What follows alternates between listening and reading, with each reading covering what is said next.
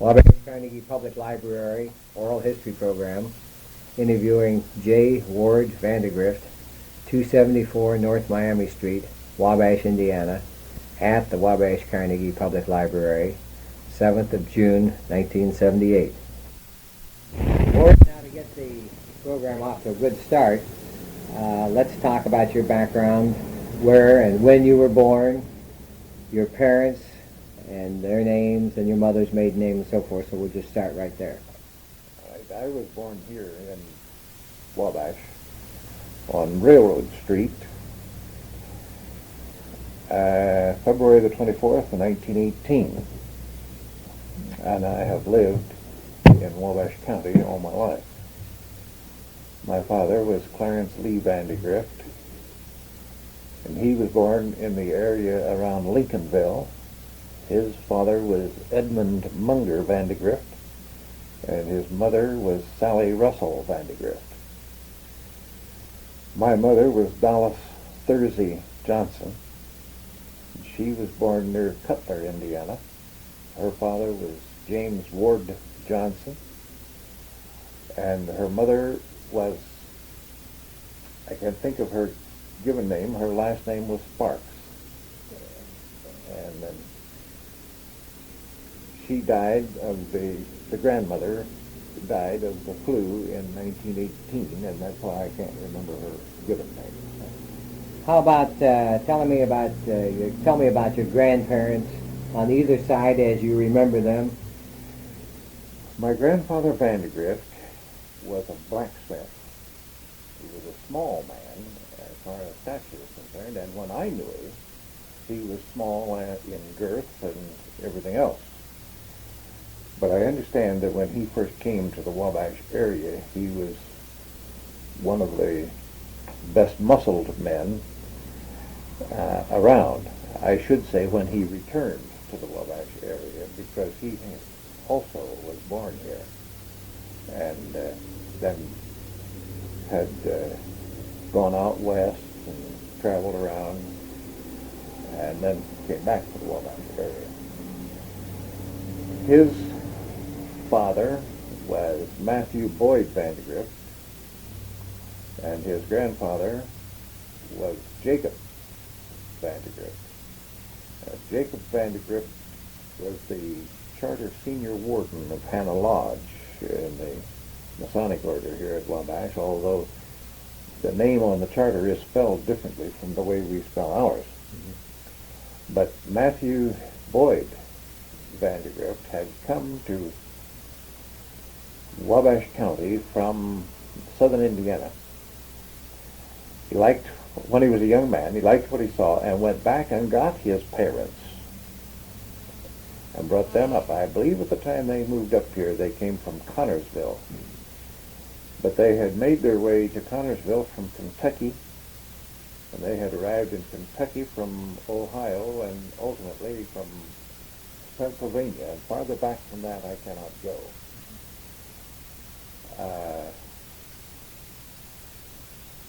My grandmother, Vandegrift, was Sally Russell, and about all I can say is she was Scotch-Irish and just good pioneer stock, period. I don't know where they came from. I believe that her father's name was Joseph, and she had a brother named Joseph. But I won't say for sure that that was her father's name. My grandfather Johnson, his father was James Logan Johnson, and had been brought by his parents, riding in his mother's arms at the age of 2 from Virginia to Carroll County, where he made his lifelong home. My grandfather, being born in Carroll County, and lived there and married there, and my mother was born there. My grandfather, Johnson, got all the way to, I think, about the 3rd grade. He had 3 years of schooling. Each year consisted of about 2, maybe 3 months. He was very good with figures, however, with no more schooling than that. He still could push the pencil on estimating paint jobs, and he did painting and farming, things of that nature. My grandmother Johnson, it runs in my mind that her name was Mabel Sparks. Her father was a Civil War veteran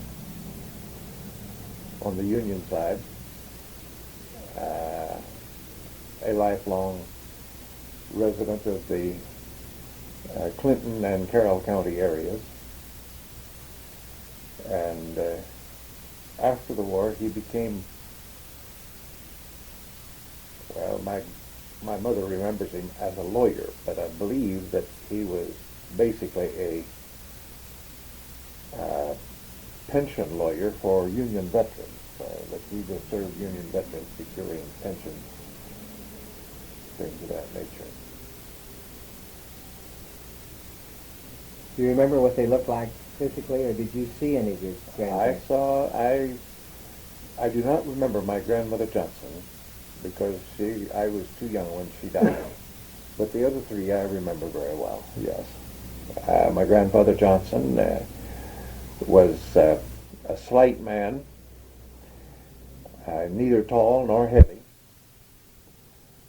And until his old age and financial circumstances made it impossible, he was extremely dapper. He was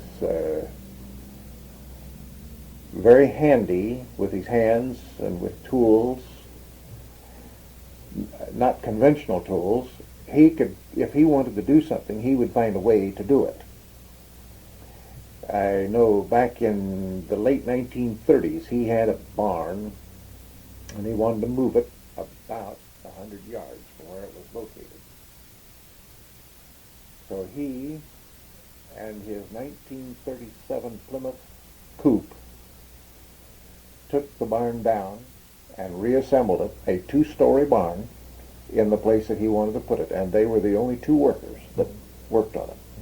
Okay. Now that takes handiness. Right. What did Grandma look like? My Grandma Vandegrift was rather a large woman. When I say Scotch Irish, she looked it. She had not quite a bulbous nose. I have seen pictures of her when she was young, and she was quite beautiful. Also pictures of my grandfather, both of my grandfathers, when they were young, and they were both quite handsome. I do not remember them that way, of course, because when I knew them, they were getting pretty well wrinkled. And my grandfather Vandegrift actually was becoming almost weazened. He was never a talker. You couldn't get a dozen words endwise out of my grandfather Vandegrift. He loved to garden. And by the time I knew him, he was past working years, or very nearly past working years, and spent most of his time gardening. What was the religious persuasion of these people, the Johnsons and the Vandegrifts? Oh, well. Was there any? Yeah. My grandfather Johnson, I don't know whether he was ever a member of any church or not. His only attendance would come if one of his grandchildren happened to be in a church program. In other words, he just didn't go. My grandmother Johnson did attend, and the only church I know of her having attended was the Progressive Brethren Church at Center Chapel, which is just over the line in Miami County, about 7 or 8 miles west and a little north of Wabash. My mother was pretty deeply religious, and still is. I don't know that my father was extremely religious as he grew up. I think my grandmother Vandegrift attended a country Presbyterian church as she was growing up, some, and I think Dad got exposed there some. Dad was baptized as a young man. They had to break the ice in the creek to get him baptized, and then he had about a half or three-quarters of a mile to go before he could change clothing, and he said the clothes started to freeze back on him. But he and my mother have been very devoted in their attendance to church and church affairs all of their married life. And my two sisters and I were raised that way. Now, Grandmother Johnson died in the flu epidemic of 1918, Yes. and then Grandpa Johnson did not marry again, is that correct? Oh, yes, he married again. He married a lady preacher, and I think it lasted several months, and then they got a divorce.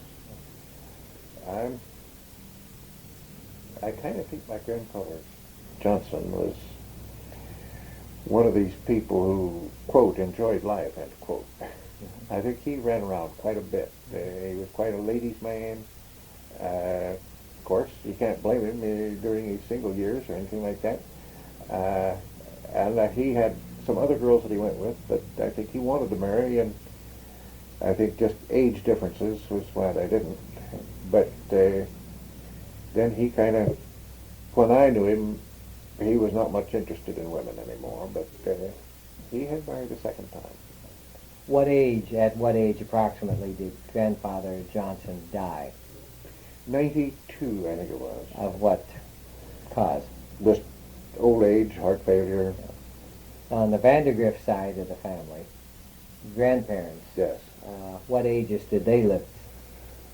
I can't tell you for sure. My grandfather Vandegrift was in his 80s, I believe, or in his late 70s, and he was in good health until he fell and broke a hip on the ice.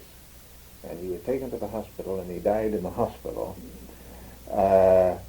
But I think there's no question but what his death was, of course, hastened by the injury. I don't think he was anyways near ready to die as far as his general health was concerned. My grandmother Vandegrift died pretty much like my father died.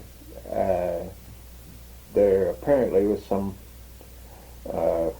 hardening of the arteries in the brain, and they started losing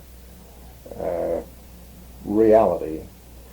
Now, my grandmother Vandegrift, I would go to visit her, and sometimes she would recognize me, and sometimes she would think I was my dad, and sometimes she would think I was my granddad. Well, now, my dad always recognized me, as far as I know, when I go to visit him. In his case, the things that were happening recently, he could not remember. The things that happened a long time ago, he could. It was just general degeneration, but my grandmother was someplace in her 80s when she died.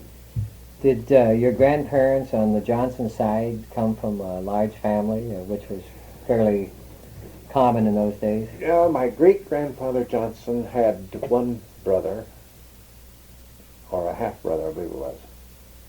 Yeah, I think he had a half-brother. And then he had three sons. So he had my grandfather and an uncle of mine by his first marriage, and then he had another boy by his second marriage. My grandfather's older brother was Leslie Johnson, and he is the father of Ding Johnson and that tribe of Johnsons, Moy Johnson, Jack and Dick. Oh, so you're actually cousins then? Yes. Yeah. Mm-hmm.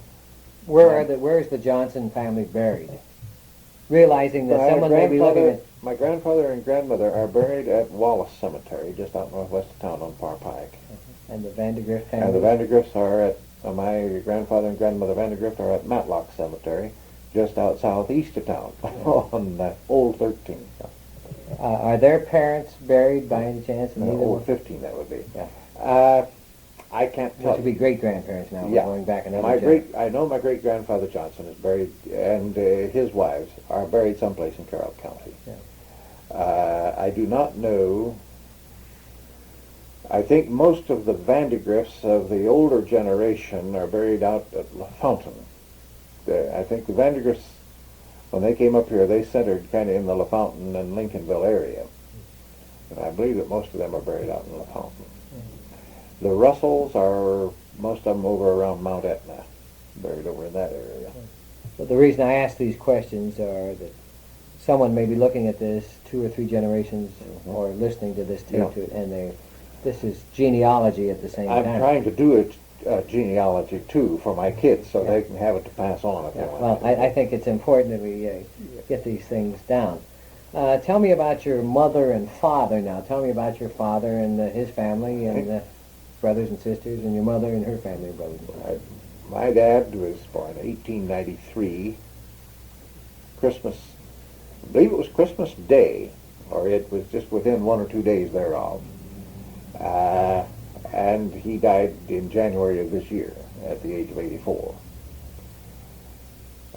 He had to educate himself because they were very poor, and he attended Marion College and Indiana University. Then he went into the Army during World War I. Then he came out, and he had gotten a teaching certificate by that time, and he came out and he taught school. Well, he taught school before he went in, because that's where he met my mother.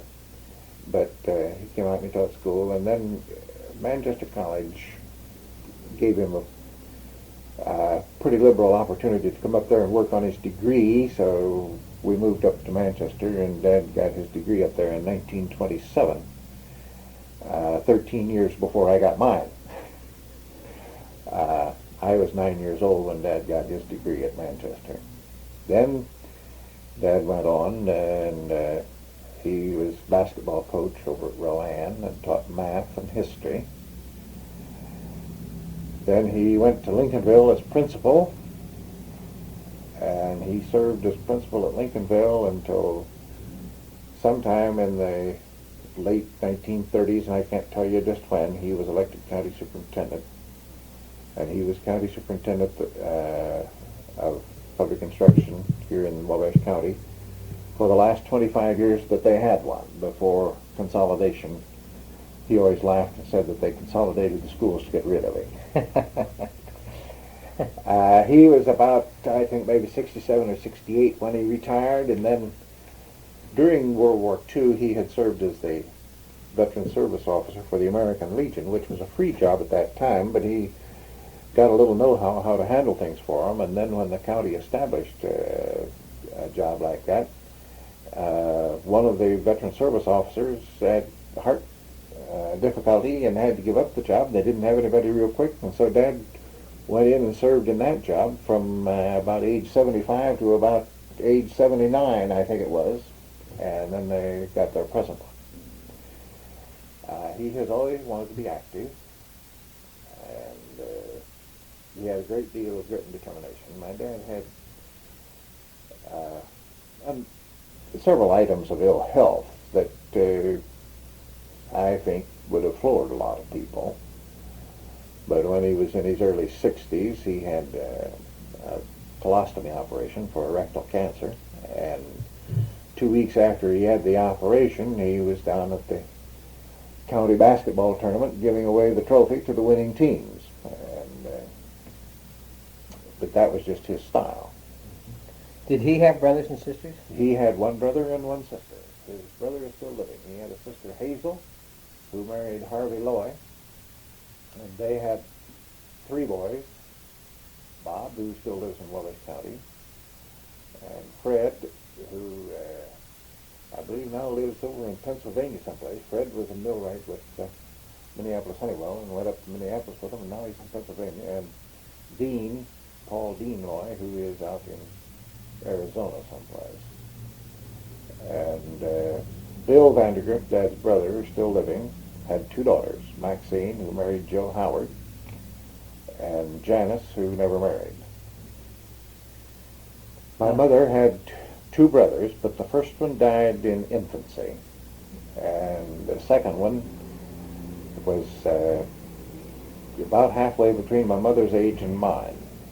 My mother was 18 when I was born, and I think Raymond was about 9 or 10, maybe 11, something along in there. And Raymond married twice. Had 2 sons by his first wife, Tommy Wayne Johnson, who is in Columbia City, and Benny Dean Johnson, who was killed in an automobile accident as a teenager.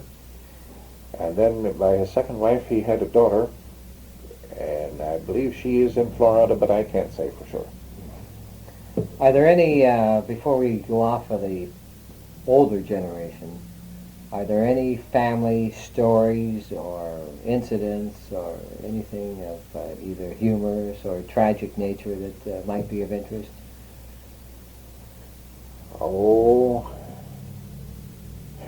Usually I don't know what all you could consider of interest. I remember my dad telling about when he was in school, they had a big program they were to recite for all of the parents and everything, and he was to read something from the blackboard. Unfortunately, his only pair of trousers had a great big fancy patch on the seat, and he didn't know what he was going to do, because to read that thing, he had to have his back to the audience. Well, he half solved the problem, because when he stood up, he faced the audience and backed all the way to the blackboard, which only, of course, made it worse when he had to turn around and read the thing, because the audience then saw the patch and they really laughed. And he details about being in a spelling bee and spelling squirrel, squee-IRL. Were there any relatives in the Civil War or the Spanish-American War that you remember? None in the Spanish-American. And I don't remember any of them who were in the Civil War, but I do know that my maternal great-grandfather, Sparks, was in the Civil War. Serving from one of the Indiana regiments? Yes. From down around Carroll or Clinton County, or maybe from Tippecanoe County, but in that general area. Let's check the tape. Let's move on to your life. Now, you come into the situation. We've talked about grandparents and so forth. Now, let's talk about you. Well, I have two sisters, both younger than I. Jean Anderson, who was born in 1920 and lives in Cincinnati, and she is a widow. She had a daughter and two sons. That her married name would be Anderson, yeah. His name was? Harry. Harry, okay. He was from Marion, Indiana, Harry Fitch Anderson, Jr. My second sister, Margaret Gale Vandegrift, married Van Wilson and lives here in Wabash, and she had one son and one daughter, Douglas and Stephanie. I married... So before we get to that, let's go on to your early childhood. All right. Then we'll get on to the... All right. Let's talk about living with the Clarence Vandegrifts in your early childhood, and where you lived and what you did and where you went to school and so forth. We lived a number of places. We moved quite often. I was born here in town, and we moved out to my grandfather's place out about 5 miles northwest of town, and then I think we moved back to town, and my sister, the oldest sister, was born here. And then I think we moved up to Manchester, and Dad did some schooling at Manchester College. Then he became the principal of the 8th grade schoolhouse at Rich Valley, Indiana, and we moved to Rich Valley. We were there for about 3 years, and I started school at Rich Valley. I took the 1st grade and about the first month or 6 weeks of the 2nd grade at Rich Valley. When we moved back to Manchester, and Dad finished his education. And then we moved to Rowan, and I went from the 4th through the 7th grades at Rowan. We moved into Wabash, and I went to the 8th grade, and Dad drove back and forth to Lincolnville, where he had just become the principal. That was right in the heart of the Depression, and so we moved back out to my grandfather Johnson's place about 5 miles out in the country. Grandfather Johnson, being a widower at the time, he wanted to live out there, but he didn't want to live there alone. And he said that if we would move out and just make a home for him in his house, we could have the garden. He would buy a cow. We could have table milk if we milked it. But he got the rest of it to feed hogs that he might want to feed, and we would split a truck patch. which we did. And I can say that's the way to be poor. We were poor, but in those days the expensive food was chicken. And you were lucky if you could have chicken every Sunday. And some Sundays you couldn't. You just couldn't afford it. But when we moved out there, we bought a bunch of baby chickens. And from the time they were frying age until they were stewing age, we had 2 fried chickens a day, 7 days a week. I still love fried chicken. I think I could eat it 7 days a week the rest of my life and never get tired of it.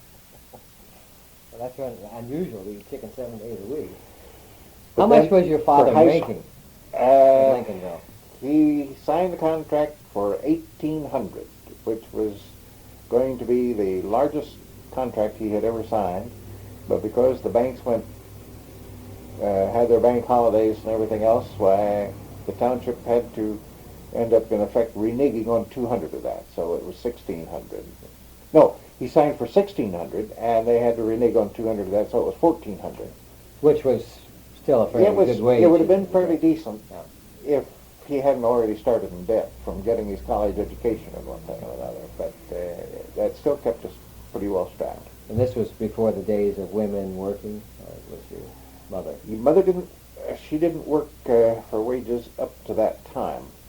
Shortly thereafter, she did start in. She waited tables in restaurants here in Wabash and one thing and another, make a few extra bucks. But that was only after we children were far enough along that she figured we wouldn't get in too much trouble while she was at the restaurant working.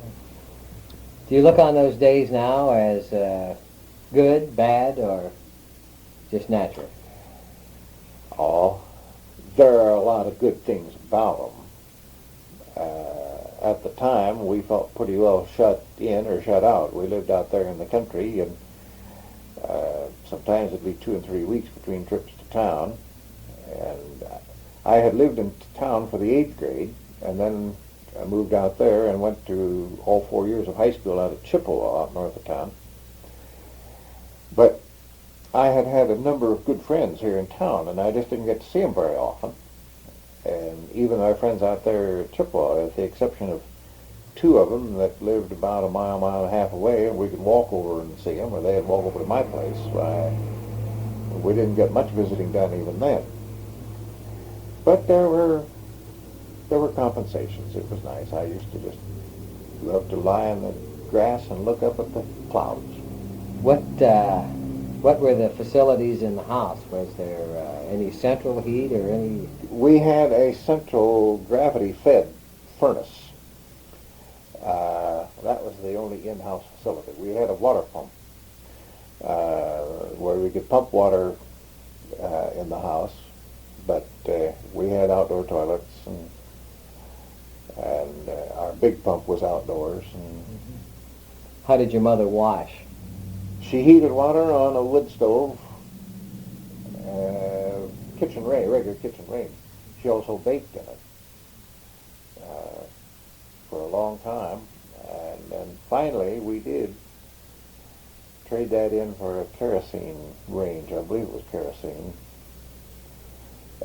which would give a little evener heat, a little more predictable heat. But she had learned to handle the other in pretty good shape. And bathing facilities? We used a clothes boiler. It was about 12, 14 inches wide and about 24 inches long and about 18 inches deep. We would get into that at least once a week. How did these 3 generations, the Johnsons, the Vandegrifts, and the younger Vandegrifts get along, the 3 generations? Well, my granddad was always partial to me because I was a boy. He got along all right with my sisters because he tolerated them and they tolerated him. But anything I wanted was he thought I should have. He had been that way with his son, my Uncle Raymond. Mother didn't exactly approve of that philosophy, and she was a temporizing influence to keep him from ruining me, if she did. So it was, you would say, a happy childhood. Yeah. Yes. Yeah. And school, natural and no problems with No you problems in going to school. and- Except I just was never really very great in athletics and wanted to be. But that's true of an awful lot of kids. What did your father do in the summertime then with these? Well, Back in those days, of course, they got paid for 9 months period, right? that's right. Yeah. They didn't get paid for 3 months. He painted with my granddad Johnson. Okay. We were talking about your father. All right. He worked as a farm hand for some of the neighbors. And several of those summers he had to go on to school. He went down to Ball State at Muncie to work on his master's degree in education.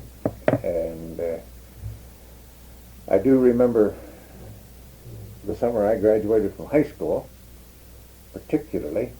I had gotten a job in a factory here in town, and just because of circumstances beyond my control or anybody else's, I couldn't handle it. My hands just wouldn't take it. And so I had to terminate, but Dad and I, they were building State Roads 15 and 115 out north of town and paving. These were gravel roads up until that time. They were gravel roads. I believe both of them were, well, 115 I don't think even existed, or if it did, it was a gravel road. 15, I'm not sure. I think it might have been paved at one time, but it was being improved and paved at any rate. And so Dad and I came in and we talked to the contractor, and he said, well, I don't ordinarily like to hire kids fresh out of high school because they're not worth what we have to pay them.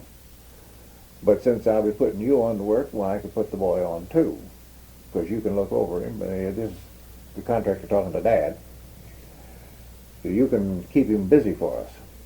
And he said, no, he said, my company will not let me work anybody more than 40 hours a week.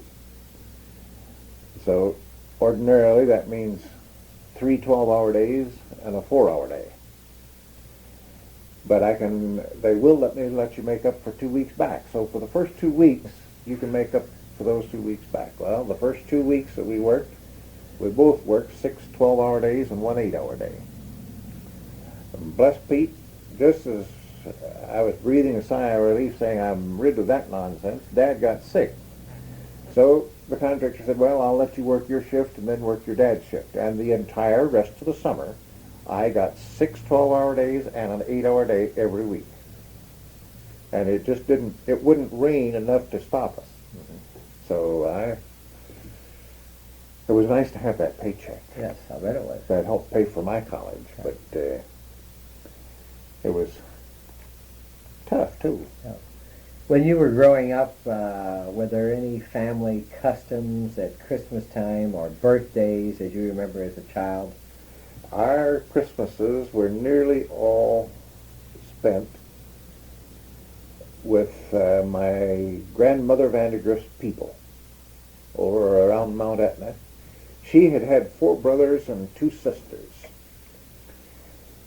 And we would go over there and everybody would come in with a basket. This would be on Christmas Day itself? This is on Christmas Day itself. And everybody would come in with a basket. And I wondered, because until I was 15 years old, my mother insisted on filling my plate. And I finally found out why. She knew who had brought what. Mm-hmm. And there was one thing about these good old frontier people. They were real good, loyal, hard-working people that really didn't have too much judgment when it came to cleanliness. You didn't want to have your poison then. Oh, boy. So that was where you would spend Christmas Day? Would you exchange gifts? Or was Not with them, no. Our gift exchange was all from Santa or amongst ourselves at home. As you look back, does that seem like an unusual custom? This Christmas dinner thing? Yes. Well, it was enjoyable. I don't know. I think some other families may have done it. I don't know of any particularly. But I know we had a big get-together because those 7, each of them had been responsible for some, children and grandchildren. And so it was quite a yard full of people. There was never room for all of us in the house at one time. And then in the summer times, we usually had a reunion down here at the Wabash City Park on a Sunday afternoon. That would be the Vandegrifts or the Johnsons? Again, no, this was still the Russells. Russells. Yeah. We're Russells, let's see, there were Russells and Gillespies and Gilberts all mixed up in that. And I think maybe one or two other names had gotten farther away from the central theme of things, but Was she still watching out for you on the food? I think maybe to a certain extent, even down here at the city park, but it wasn't quite like it was at Christmas. Was your mother a good cook when you were a child? Excellent cook. Yeah. What was favorite recipe of yours that particularly comes to mind? The thing that I will remember, well, there are several things that I remember. I can't say how much of a meat cook my mother was because we could never afford the good cuts of meat. We got the kind that you had to pound the devil out of, and then you floured it on both sides and fried it, and that was it. Although her chicken was always delicious. But we had regularly every noon, and I think every evening, or nearly every evening, we had fried potatoes, amongst other things. And I have always loved them. They make me fat, and I still love them. But I think that my favorite dish of Mother's probably was her old-fashioned cream pie. And it just wouldn't quit. I don't know what the recipe is, although she taught it to my daughter, and my daughter can make a good one. My daughter, in fact, she'll make one old-fashioned cream and one sugar cream at the same time. I really prefer the old-fashioned cream. I think some people like the sugar cream best, but I like the old-fashioned cream best. Did you have any illness or anything when you were a child, or did your I've sisters? never been sick. Your sisters and everybody? My youngest sister, yes. She started in with, I think we all started in with chicken pox, and then hers went from chicken pox into pneumonia and into kidney trouble and one thing and another. And this started clear back in the fall, about Halloween sometime. By Christmas, the family doctor, who was Dr. Kidder and told the folks that the only Christmas gift they should wish for would be for her to get well. And from then till about April, it didn't look like she was ever going to. Folks never expected her to. I don't think they expected her to survive till summer. And then all of a sudden, she started taking a turn for the better. As far as I know, she's been healthy ever since. Do any of your children or your sister's children favor the grandparents or great-grandparents as you remember now? You see this down, but you have to step back and look at it. Yeah. You can see it more when you're looking at pictures of parents and grandparents in their younger days. Yes. Now, I can see there, but I can't pick out any one of mine that resembles any one of them. As such, sometimes my boy will resemble some of the Vandegrifts, sometimes he'll resemble some of the Johnsons, and sometimes he'll resemble some of Betty's people. And I have seen times when my boy, although he is dark, and his cousin, Phil Anderson, at Cincinnati, are more alike than Phil and Paul Anderson are in looks, just in facial features. But so some of those family traits do hang in a little bit, but nothing really dramatic. Nothing outstanding in your days at Chippewa High School, and now we've graduated, and it's 1934, would you say? No, 1936 is when I graduated at Chippewa. Yeah. Nothing outstanding or unusual Nothing in your unusual high school? or outstanding. I just was like everybody else. I think I was, if I remember rightly, I was president of the junior class, the class when I was a junior. And aside from that, no particular honors or anything. Any outstanding teachers that stick in your mind, or I remember acquaintances some of my and teachers. friendships? I think a real good English teacher in Ardith Gertner. She had us do a lot of diagramming of sentences, and I loved to do it. And because she had us do a lot of it, I ended up with a pretty good judgment of what went into a sentence. And The only other thing I remember particularly about it was she did a pretty good job of teaching us one of the Shakespearean plays, guiding us through that. I had a teacher, Ed McNown, that I liked very much. Miss Shambo was my history teacher and Latin teacher. And the principal of the school, Howard Williams, was my math teacher, and that was my long suit. I was a pretty fair student in most things. But I dearly loved my high school algebra and plain geometry. I had algebra as a freshman and plain geometry as a sophomore, and just here a few years ago, when Miss Mills was teaching out at the high school, she was ill and they needed a substitute, and I happened to be free, so I went out and I substituted for her. And it was in algebra, and in spite of the fact of not having had algebra since I was a freshman in high school myself, I took no math in college. I was able to put them to work and sit down and glance through about 1 or 2 pages of that algebra book, and I could take the problems and work them algebraically 2 different ways with the kids. So it stayed with me. It came back. Yeah. Okay, here we are, 1936. You've graduated from high school. You're between 17 and 18 years old, and you're right in the depth of the Depression. What happened? I went to college. You went to college. I couldn't afford it, and Dad couldn't afford it. But the college was Manchester was very liberal. Dad had graduated there, and they were very liberal about letting me run a bill and so on and so forth. So I was no different from any other college kid. None of us had any money.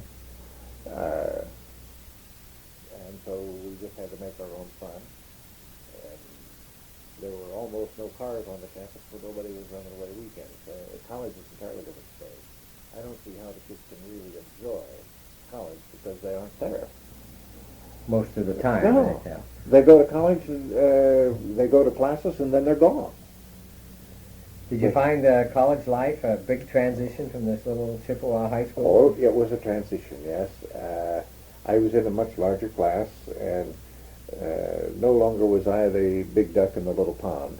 I was just an average-sized duck in what was a much bigger pond then. And that, I think, had some impact, but I survived it and had a lot of good friendships and a lot of enjoyable times. Your freshman year, and then you went to work again in the summertime. After the next 3 summers, I worked at the Wabash Cabinet Company. And that gave you enough. After my freshman, my sophomore, and the start of my junior year summer. About halfway through the junior year summer, I got a better job, better paying job. So I left the cabinet and went to the better paying job. What facilities did you have for living accommodations and so forth at Manchester College? My freshman year, I stayed in a dormitory. My sophomore year, I roomed in a private, my sophomore, junior, and senior year each, I roomed in private homes, 3 different private homes. Was that less expensive, or was there a reason for it, or? It was not less expensive, no. I don't know that there was any particular reason for it, except I just wanted to. Mm-hmm. A lot of them did that. Now, there were a lot of them that stayed in the dormitory all 4 years. But my dormitory experience was not unhappy or anything, but I just wanted to do it this other way. Did you find college and a brethren school somewhat restrictive or not? Well, it wasn't to me because I had never had free rein to run wild anyway. Mm-hmm. Did you smoke? Not when I started college. I did before I quit, I mean before I graduated. And it took me my whole junior year up there to learn to drink beer. I never cared for beer until the end of my junior year. I spent the whole year trying to learn to like beer, and I finally accomplished that at the end of the year. I say that was my chief accomplishment of my junior year in college. My parents both being teetotalers. and the kind that believed everybody else should be teetotalers too. And of course, the entire college administration believed everybody should be teetotalers, and that made it very attractive. And so we did it. It gave a little spice to your life then. Gave a little spice. Yeah. Well, you graduated then in 1940, and 40. you have a degree in... I taught school 1 year until Uncle Sam's draft board rescued me. Yeah, you have your degree in education. It was a Bachelor of Arts degree with majors in education with majors in English and Latin. I taught English and Latin. Where? 1 year. At Fowler, Indiana. And how did you happen to get the job, and how much did they pay you, and what was your class load, and what was your... I think I was about the last graduate of Manchester College that year to get a job, and I got the highest paying job of the bunch. I think the highest that any of the other seniors started in at that year was $1,200, and I started at $1,440. No, my dad just happened to bump into Mr. Hull, who was the superintendent of the schools in Benton County. I think Hull was looking for a place to place a teacher, and I think that there had been a vacancy in this county on it, but it had disappeared, and I don't think he placed a teacher in this county, but in the meantime, Dad mentioned me, that I had an English and Latin license, and he said, well, I think that I might be able to use him over there in Fowler, in Center Township. And so we checked on it, and sure enough, they needed one. And I got the job. Did you have a car by the time? No. It needed to be a high-paying job because it was a rough one. The school was just at an awkward size, and I ended up with 153 kids going through my class, or through my hands, every day in English, with 11 of them repeating in Latin. And that is just too many to grade papers for. You just can't do it and do it justice. It was an enjoyable year, and yet, because of the size of the classes, it just wore me down to the spot that I didn't. In balance, I just decided I didn't want to teach in high school, and I was really, when I say the draft board rescued me, I really feel like they did, because they gave me a good out to get away from it. I think if I had taught in a smaller school, I probably would have stayed with it as long as I lived. But Just a bad experience. That was an awkward size school, and it wasn't a bad experience with any one individual, because I liked the other teachers. I thought the world and all of Mr. Julian, the principal, and I had good relationships with all the kids. Except that it was just too much for me. Where did you live in Fowler then? I rented a room from an old dentist there, Dr. Walker, and Ludy, his wife. And Doc Walker was in his 70s and still in the active practice of dentistry, and Ludy must have been in her 50s, I reckon. And they had a daughter who was around 30, and was teaching at Mishawaka, I believe it was. And I saw her 4 or 5 times that year. She would come home to visit them occasionally. She was trying to teach them to play bridge, and so I learned to play bridge too when she was home. I never did get great at it, but I liked the game. Yeah. At the end of the school year, then you came back to your parents? Yeah, at the end of the school, well, yes, I came back. I told the draft board, I said, now, my number is going to be coming up one of these days before it's very long. What I would like for you to do, if possible, is to move that forward so that I will go as early in the summer as possible. At that time, we were to go for a year and a day. And while I was not enamored of school teaching, I thought I might have to return to it, and I wanted to return in plenty of time to get ready for the next year of teaching if I did teach, and if they did let us out in a year and a day. And so I don't know whether they actually moved my number forward or whether I went on time, but I was in the Army by June 30.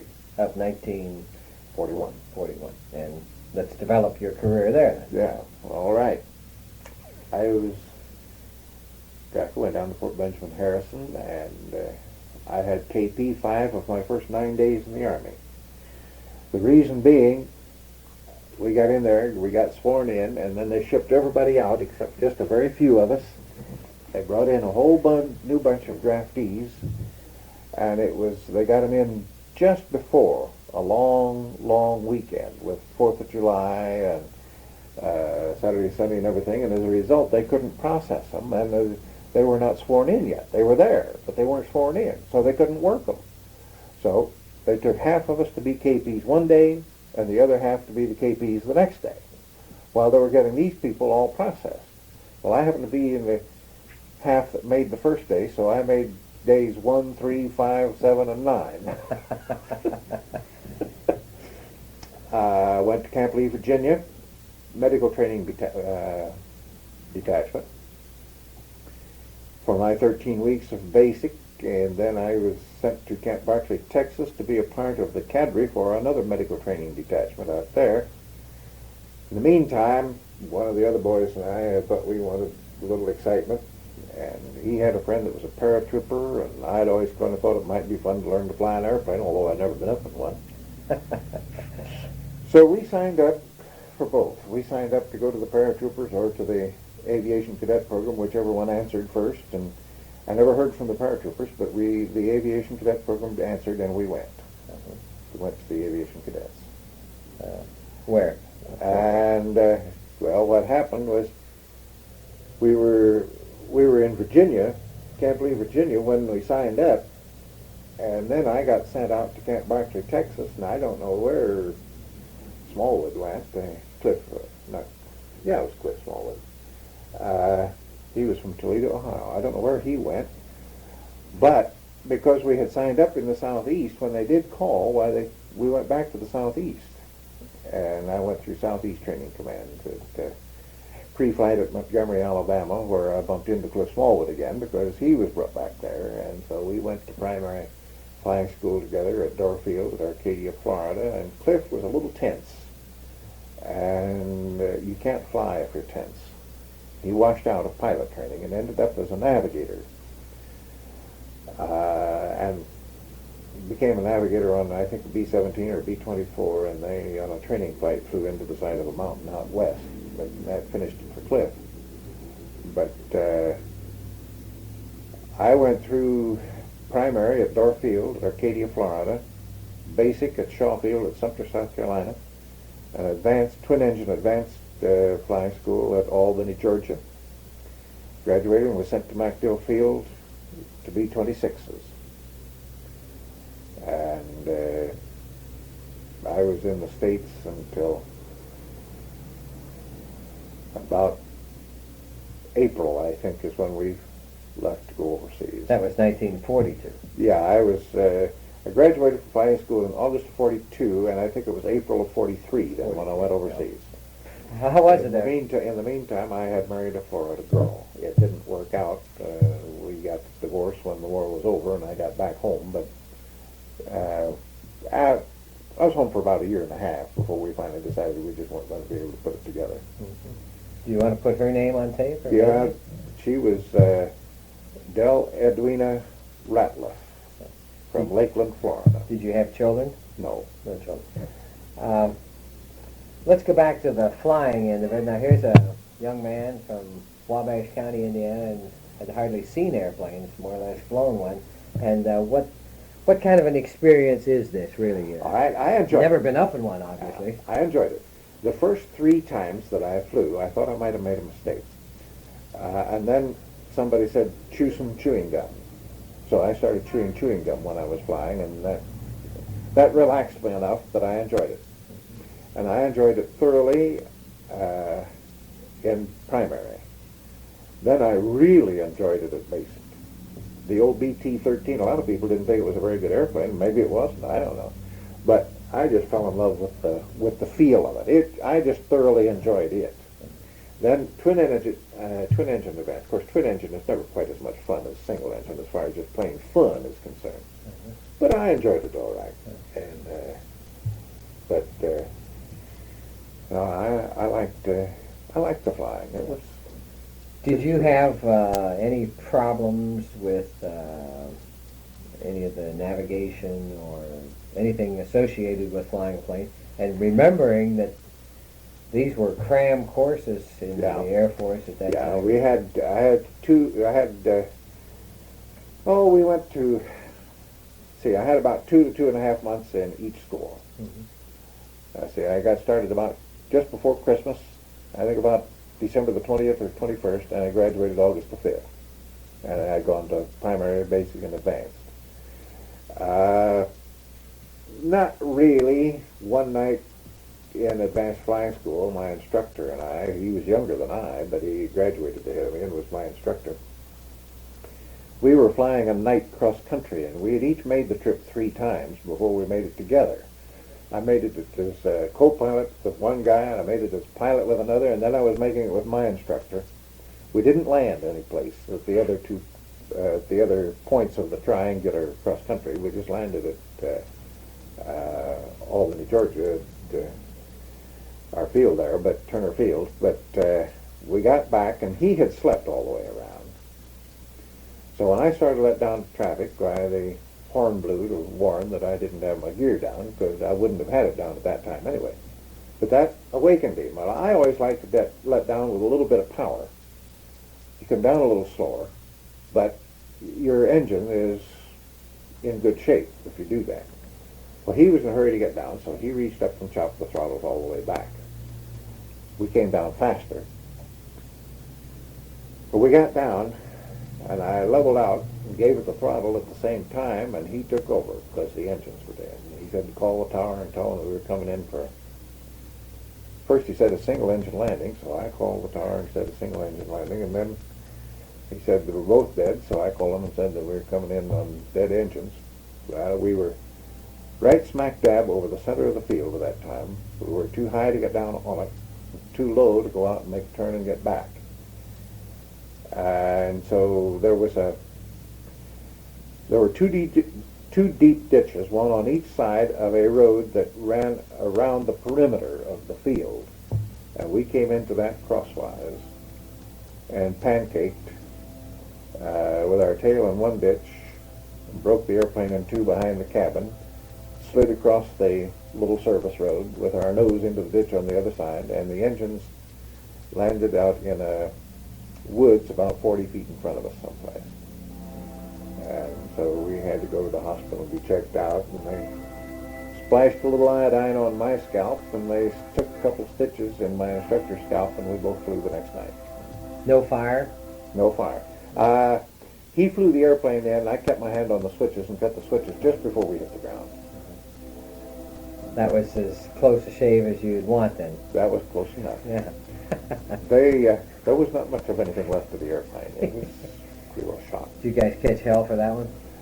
No, we had to go through a board of inquiry, but they never did figure out what happened, and I don't think they were too anxious to, because we were too near graduation. They wanted us to go ahead and graduate. So and here besides, I was protected because my instructor was in control. Yeah. In 1943, you're a commissioned Second lieutenant. B-26 pilot. Well, it took a while before I became a pilot on the B-26, but I went to B-26s at Tampa, Florida. At MacDill Field. MacDill Field. Right. And we were there till about just after Christmas. I think between Christmas and New Year's, we went over to Lakeland, Florida, drain field. We were there a couple of months, 3 months, and went out to Lake Charles, Louisiana on maneuvers, flew on maneuvers for a couple of months, and then they wanted us to go overseas, went to Savannah, Georgia, and picked up my combat, what I thought was going to be my combat airplane, and flew it over the southern route. We went down through Puerto Rico and Trinidad, Georgetown, Belém, and Natal. Georgetown is in what was then Guyana. I can't remember whether it was British or Dutch Guyana. British, yeah. I couldn't remember for sure. But at any rate, we went down through there and then to Belém and Natal, Brazil, and across to Ascension Island, up to Accra on the British Gold Coast, now Ghana. And from there, across the desert and Atlas Mountains to Marrakesh. We just landed briefly at Marrakesh and flew. I was just at Marrakesh briefly, just long enough to fill up with gas to fly on up to Wabash, which became my home for about a month before I flew on up to combat. For combat, I was stationed at Tunis. Okay. Let's digress here for a moment and describe the B-26 as you remember it and what it was and so forth. Well, the B-26 was it was a heavy twin-engine airplane.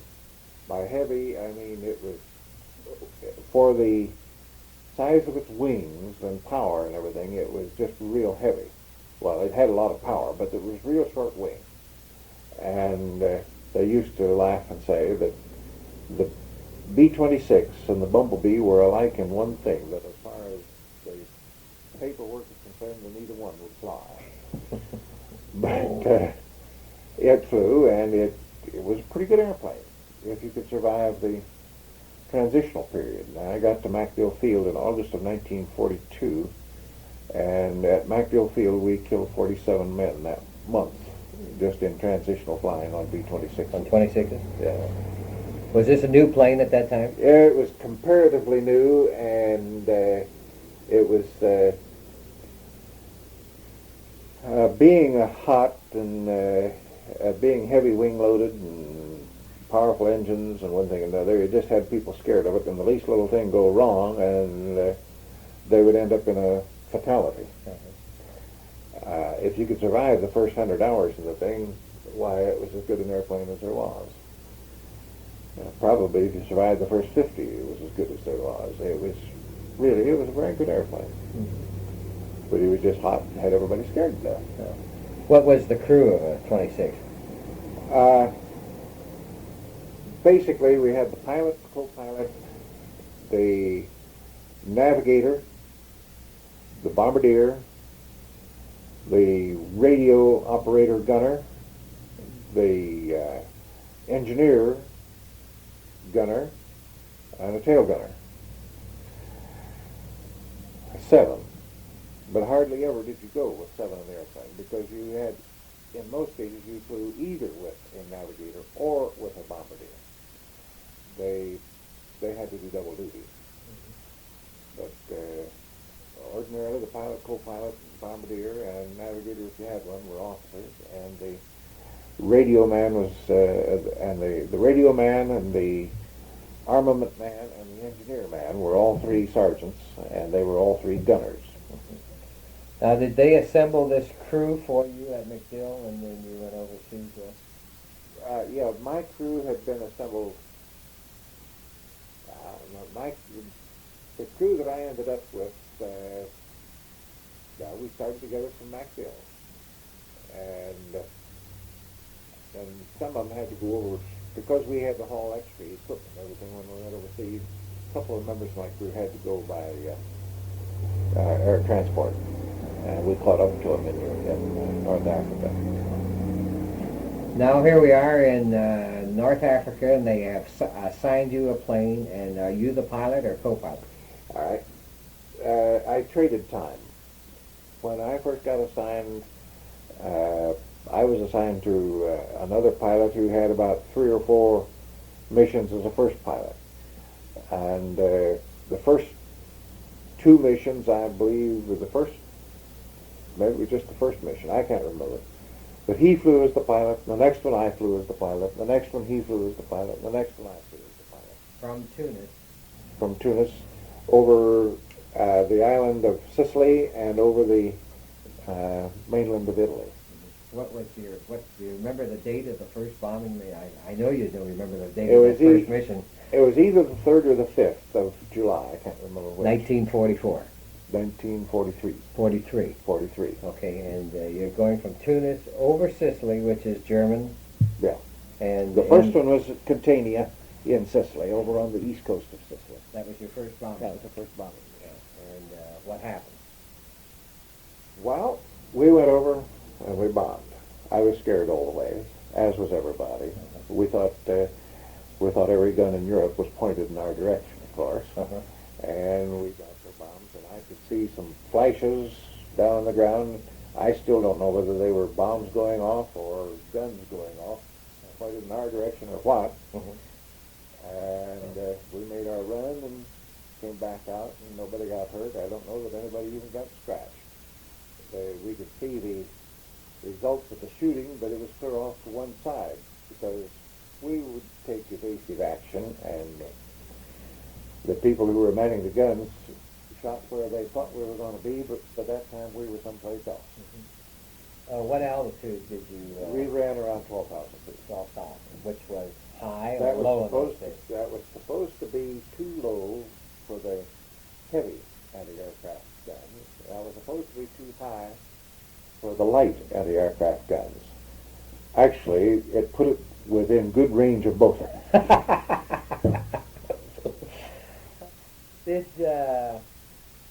What was the name of the plane?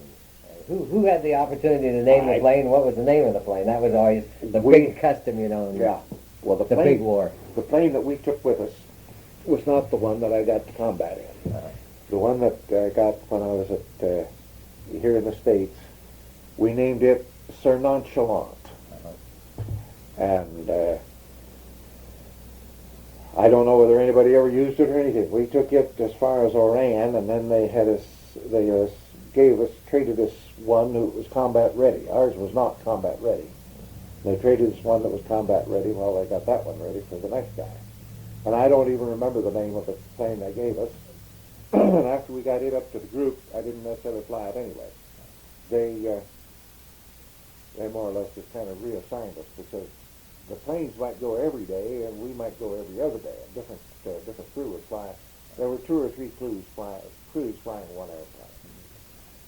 Basically, how many planes in a formation would you make these With guys us, on airplanes? With us, if we were going with a light effort, there were 3 groups up there, and a light effort was 24 planes per group, and a heavy effort was 36 planes per group. And how long would it take you to fly from Tunis to the target area and back? Oh, about from usually 6 to 7, maybe 8 hours. It was a good long piece. Would you fly every day usually, or? No, the plane might. But the crews hardly ever flew every day. Hardly any of them ever flew every day.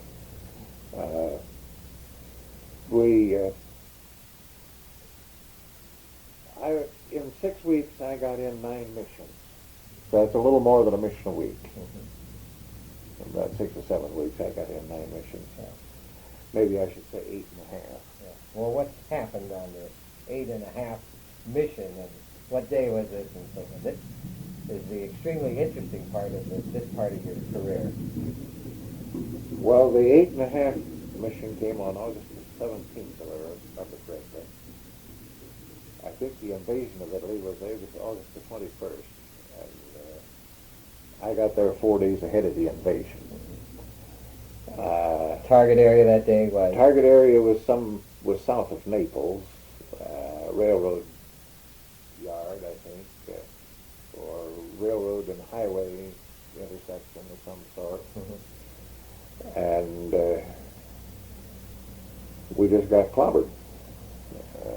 You pilot or co-pilot that day? I was pilot that day. In fact, I had to kind of a make-up crew because the guy that was supposed to fly that day was sick.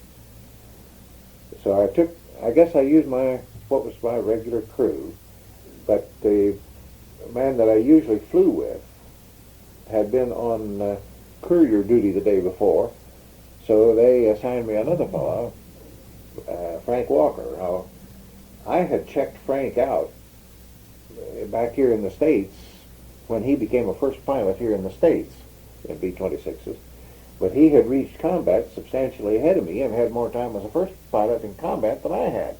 But he was riding as my co-pilot that day. And we got hit. First thing to go is our right engine. And in the B-26, the pilot cannot see the right engine and the co-pilot cannot see the left engine.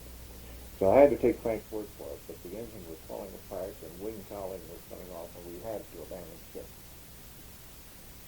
we gave the signal, and Frank backed up so that the bombardier could come back out of the nose, and he was terrified. And then I tried to keep the airplane level while they bailed out. And I couldn't understand why Frank didn't go and get the H out of my way. He was standing in the hatchway, and finally he went, and when he went, I went back to go, and one of the doors had closed, and the other one was closing. The B-26 didn't have too many safety features, but one of them was, if you lost an engine on takeoff, you just had to land straight ahead. But they had a way that you could pull an emergency release, and it would drop your bombs with the fuses still locked, see, so they wouldn't go off. It would drop, they'd open the doors and drop those, and then close the doors so you could make a belly landing. And that was powered by an 1,800-pound air bottle. The regular system was a 1,000-pound hydraulic system. And so that air bottle would bleed off, and then the hydraulic system would close the doors. Well, the air bottle had bled off, and the hydraulic system was closing the doors. Okay. Let me clarify this then. In other words, did you jettison the bombs before? No, we had dropped our bombs. You were finished. But we used that emergency release as the way to get the doors open to bail out. But you were still over the basic target area in Italy. Right. And you're going to, everyone else has jumped out the bomb bay door, and that was the only way to get out of the plane, basically. Well, by that time it was. Yeah. And so I made a dive to get through. Yeah. And the doors were closing, and I got my head and my left arm through, and the door closed on me. And I passed out that way. And the plane is flying by itself? The plane is by itself. Yeah. There is another man in the airplane, although I didn't know it at the time. In fact, there were, I think, 3 other men in the airplane, 2 of them dead from the enemy action. They had been killed. And but I didn't know they were in there. I assumed that I was the only one left. And I passed out that way, and I remember my last thought was my poor family. They'll never know. I have since figured out that what it was they were never going to know was how perfectly simple and natural and no sweat that it all was. It was just happening, and that was that. Mm-hmm. And then later I woke up falling through the air, free of the airplane. Yeah. Did the airplane have anything to keep it on a steady course? No autopilot or anything? Not especially. We didn't have an autopilot. We could have trimmed an airplane that was in good shape. We could have trimmed it to would have kept it fairly on a steady course. But this one wasn't in good shape by that time either. And but I woke up falling through the air in time to open the parachute. What had happened? Had some of the other person in the plane? I got a little inkling. Now I saw what I think was my airplane. Later, I think I saw it sitting on the ground with starting to burn. And I think it had made a belly landing and was starting to burn from the left engine. The right engine being the one that was knocked out, and it was the cool one. The left engine was the hot one. Mm-hmm. And it was starting to burn from that left engine. But I saw some other people that had been shot down the same day, about 4 or 5 days later. And they said, well, we're surprised to see you. And I said, why? And they said, well, we saw Wilson, that was my bombardier. And he told us what happened. He said that he got in the rear end of the bomb bay, and for some reason or other, he just couldn't jump. He just froze there. And he said he saw his co-pilot jump, and he saw his pilot beheaded. That's me. And he said then the airplane blew up and blew him out, and he said he did have presence of mind enough to open his parachute. Well, I don't really think that the airplane blew up. I don't think there was anything back there to blow up. I think that the doors, when we got shot up, I think it shot out the hydraulic system, so that the doors didn't have that much pressure behind them, and my body wedged in there, kept the door open just far enough that the wind caught it and ripped it open, and the jar of that wind coming in changed the speed of the airplane just enough to throw Wilson out at the same time that I was free. How Do you remember how high you were by the time you regained consciousness and decided to pull the ripcord? Well, This would, of course, be your first parajump, too. I- Parachute jump. suppose I was 6, 7, maybe 8 seconds from time my parachute opened until I hit the ground. Is that enough time? Yeah. To give you a It severe doesn't jolt? give you a whole lot of extra, but yeah, it was enough time. I was able to even pull up on opposite shroud lines to try to stop the oscillation because it started right into an oscillation, and I tried to stop that so I didn't go banging into something. And I just had time to do that, and then I hit the ground. What time of day is this? Right at noon, Right at noon. maybe Okay. just a few minutes after. It was the first day we had ever carried a box lunch with us on the airplane. And we were going to eat it on the way home. I didn't. Are you physically okay? Yeah. Not a squeeze into the doors or anything like No. that didn't bother you with all the I had a terrible stiff neck for about 3 or 4 days, 5 days maybe, until an Italian soldier sat me down in a chair and rubbed it out of me. Mhm. I don't know how he did it, but when he finished, and he didn't rub it very long, maybe 5 minutes. And by golly, when he finished, I stood up and I didn't have the first sign of stiffness in my neck. Where did you land? We landed just outside of this little town. I don't know the name of it. And they collected us. I I rolled up my parachute and took off my life jacket because we wore life jackets since we would spend a lot of time out over the Mediterranean there. And I took those off. I was going to try to hide those and stay hidden. There were supposed to be 2 different nights, and we had in our packs not the direct information that would help the enemy, but it would tell us when and where that submarines were going to surface and try to take on some paratroopers that had been dropped behind the German lines, and saboteurs, and if we were at the right spot at the right time, why, we might get picked up too. So we were going to try that. But before I could get everything all collected, why, there was an Italian soldier came over the hill, pushing his bicycle and carrying a rifle. I didn't understand Italian, but I figured that what he meant was lie down flat on your face and spread eagle. So I did. And after he checked for weapons and stuff, he yelled something else, which I figured meant get up. He marched me into the little town, and he followed with his bicycle and his rifle. As we got to the edge of town, some irate Italian farmer came out with his pitchfork. I think he wanted something for his mantelpiece or something. And so he was in front of me with the pitchfork, and the soldier was behind me with the rifle. But finally the soldier drove the farmer away, and then we went on in. And our group got hurt that day. We had not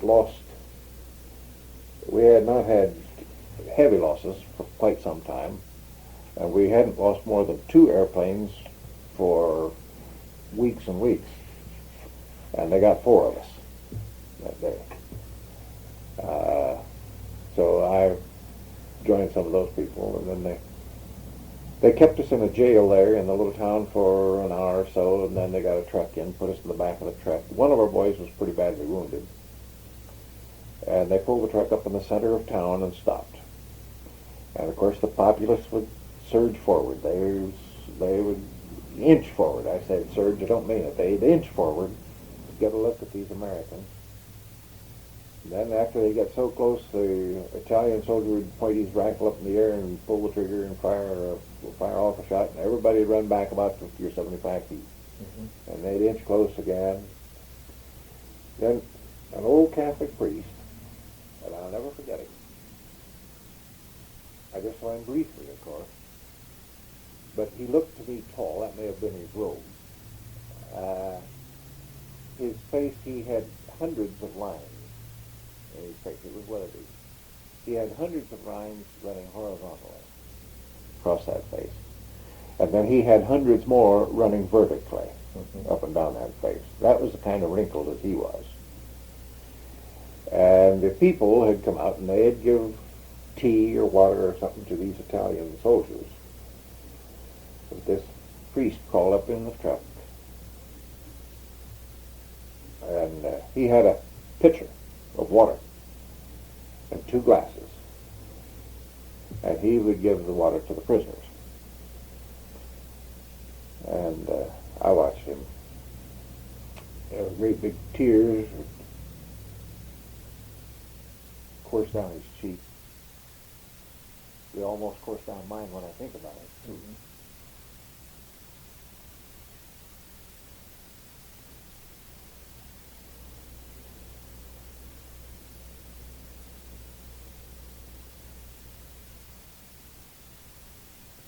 But at any rate, after we'd been there for another hour, I suspect, we left town. And we went past this church.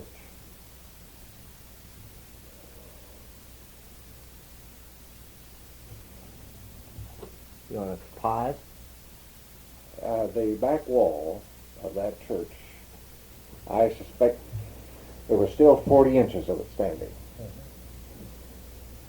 And one side wall. That was all. And he was out there giving you water. Yeah.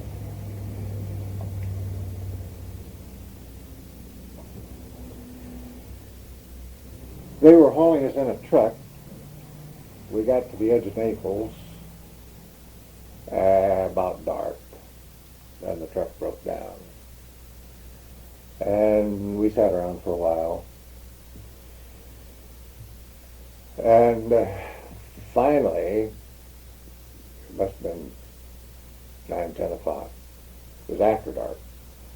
They got us out and we walked to a jail someplace. By that time I was stiff as a board.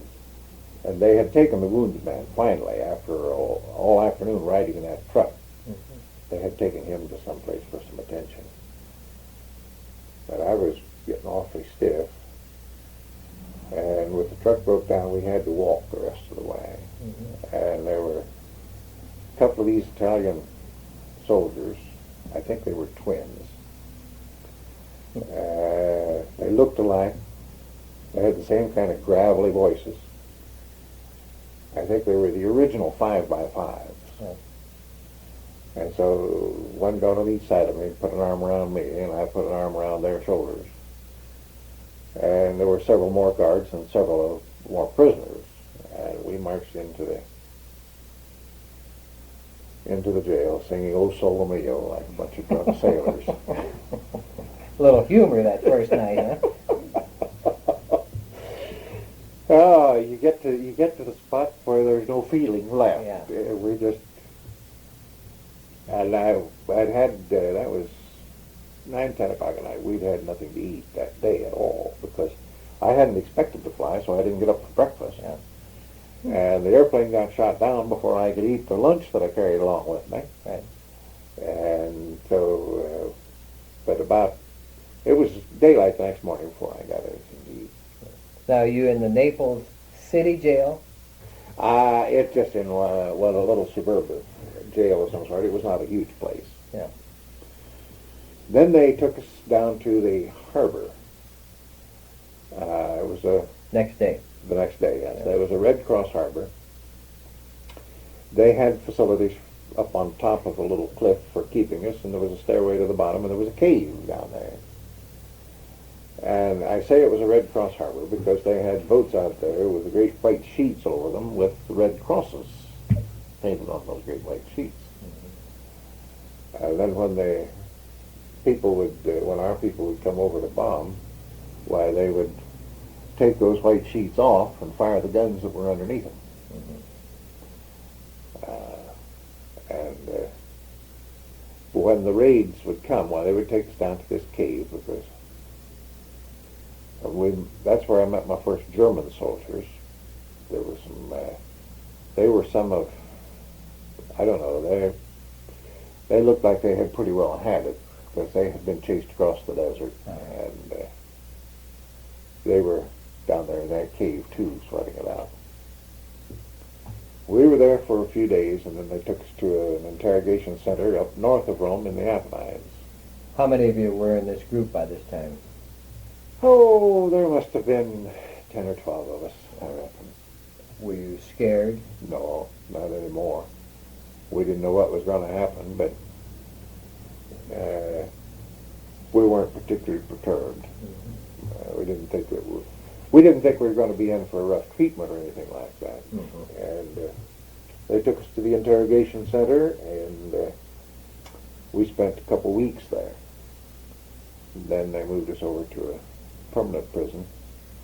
By that time, they had collected about 15 or 20, and they moved us to a permanent prison over across the peninsula near Chieti. So you're still in Italy then? Oh.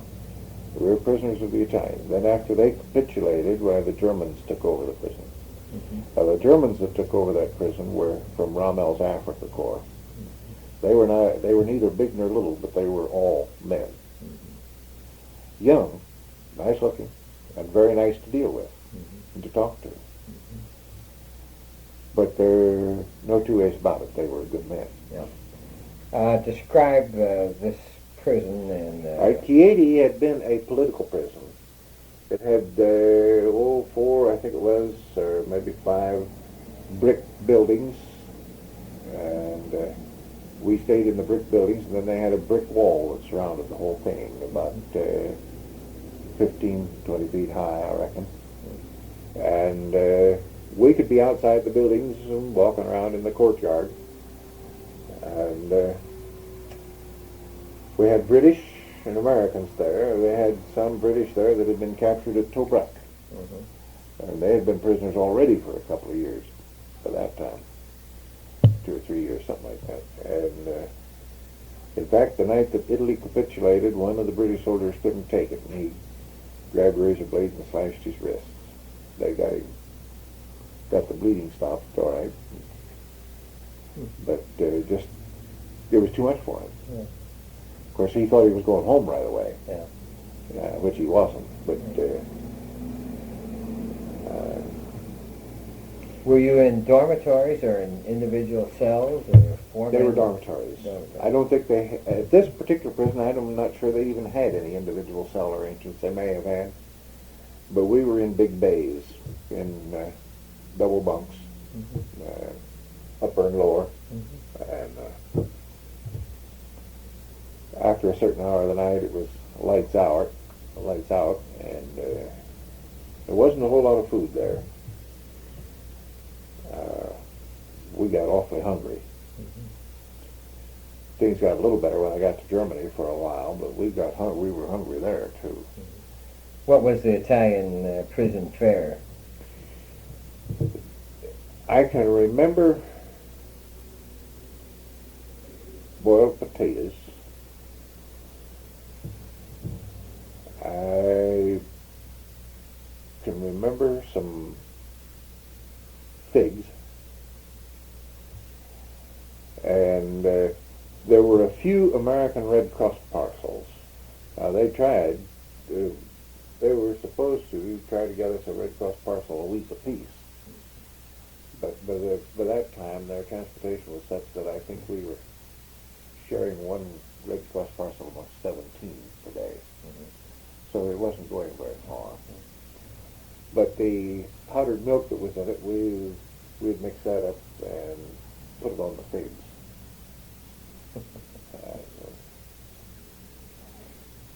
Occasionally, I think there might have been a scrap of meat or so in it. I just don't remember too much. What kind of treatment and what were you using for clothes? We used what we got shot down in. But actually, the Red Cross, operating through Switzerland and Sweden, brought regular American Army uniforms. And if your clothing got too bad, you could go to the Red Cross window and get them replaced. How about the treatment? What kind of treatment did you get from the Italians? And at that time, there was no treatment to speak of. They just herded us in there, and that was that. Now, think that that fluctuated with how things were going in the war. When things were going well for Italy, I think that their guards had a tendency to lord it over the prisoners. These are some stories that I got from older prisoners. Had a tendency to lord it over the prisoners, but when things weren't going so well, they were trying to make peace with the prisoners for what might happen later on. That's human nature. It was a little different in Germany, and in Germany, Germans were Germans. No matter how the war was going, they were Germans. And where was this prison located immediately? How Well, far up the boot? It's if you would go directly across the peninsula from Rome, which would be going in a northeasterly direction, of course, you wouldn't be so terribly far from it. It was up near Pescara, which was on the Adriatic coast, and Chieti was a little town inland of Pescara. All right, now when did you have any work details, or what No. did you do during the day? Talked. We were talking about the prison and so forth, and when Italy capitulated, When what Italy happened? capitulated, there was an opportunity for us to make a mass break. The senior American officer said no, because the senior prisoner there was a British marshal. And the senior American officer was a lieutenant colonel. And he felt like that we still had to follow military protocol and go with the senior Allied officer. And the senior Allied officer said we should stay put, that we would be rescued if we stayed put, but that if we left, anything might happen. Well, he was wrong. It didn't happen that way. And the Germans came in and took over the prison. Then they moved it inland to Sulmona, where we stayed for a couple of days and nights, and then they put us on boxcars and moved us up the center of the Italian boot through the Brenner Pass to Innsbruck, Austria, and they put us on a different kind of train and took us on up to our permanent prisons in Germany. Where was that located? I was at Zagan, which is Stalag Luft 3. It was on or very near the Oder River, on the border of what is now the border between Poland and East Germany. What was the difference in operation between the German prison and the Italian prison now? Of course, the war is going bad by this time for the Germans. Yeah, although the guards didn't necessarily know that. But, well, the Germans were pretty strict in military. I might say the worst scare that I ever was in my life happened after I was shot down. In fact, being shot down was only the third worst. The second worst was my third mission, which was over Naples. But the worst was after I was shot down, and we were locked up in boxcars, and we were on the way up through the center of the Italian boot. We got to Bolzano in northern Italy right at noon, and B-24s came over and bombed the marshalling yards at Bolzano, Italy, that day right at noon. And that was the worst scared that I ever was. They weren't too accurate, obviously. Well, they may have been. We kind of think now that they were after a power plant and bridge at one end of the marshalling yards. But we didn't know that at the time. And we would hear the sticks of bombs landing, and there'd be boom, boom, boom, boom. They just seemed to march right up to us. And the next one was going to hit us, but it never came. And then there'd be another wave, same thing. They marched right up to us, and the next one was ready to hit us, and it never came. I think the closest bomb actually came maybe about 100 yards, but here we are locked in boxcars, and we don't know how far away it is, and besides we're setting up an ideal height above the ground to be on the receiving end of anything that was even close. And Now, we had chopped a hole in the floor the night before with a bayonet that some guy had smuggled on board in hopes of being able to escape. So after the first wave, the first complete wave of bombers was over, we got out and opened all the boxcar doors. The guards had run off. They were in hiding. We got out and unlocked all the boxcar doors, and we spread all over the town of Bolzano. Was this still in German hands? Bolzano? Yeah. And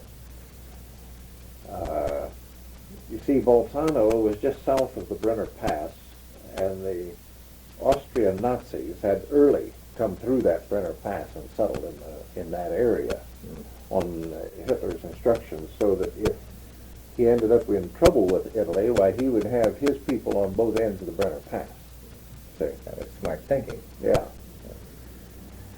And but we slept out in courtyards and things that night because they had pretty well knocked everything out. And but the next day at noon they took us back, and they had managed to get the lines through, and so we were taken on up to Germany then. Mm-hmm. Did anyone escape from either the Italian camp or from the German? My co-pilot escaped. He escaped 3 times. When we were at Sulmona, he and another guy got out, and they were recaptured pretty shortly and brought back. But instead of being taken to Germany, he was taken to some old castle there in Italy, and he made his escape from there. Still in German control, but he made his escape from there. And he was recaptured then, and that time he was told that if he tried it again, he would be shot. So he tried it again and decided he better succeed.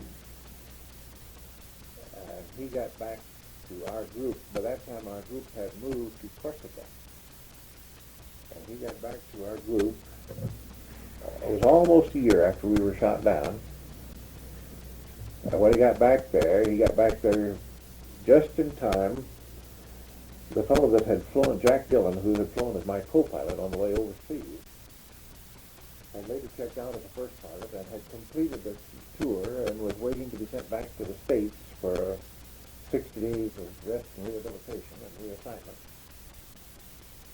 And he had with another crew of people who were waiting to be sent back to the States, flew from Corsica down to Casablanca to pick up some fresh meat for the group and take it back up. And they had gotten back to within about 25 miles of Corsica, and they had to set down in the water.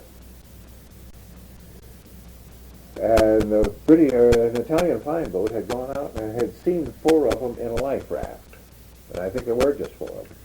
But they had seen 4 of them in a life raft, but the water was too rough for them to set down. And it was too late in the evening for a boat to get out and pick them up that night. And they went out the next day and they were found again. But Frank Walker, who had been shot down as my co-pilot, had just gotten back there in time then that he rode along on the search mission that the guy that was going overseas as my co-pilot. What was the discipline? I mean, how did they really keep you in line? Well, they didn't have much trouble with that. In Germany, we lived in very similar, at least, to German Army barracks. They were 1-story barracks, long, fairly narrow, and an area of about 2 or 3 acres would have about 8, 12 of it was, 12 of those buildings on it, and have a parade ground or athletic ground or something that was used for exercise. And then around that, they had erected woven barbed wire fence.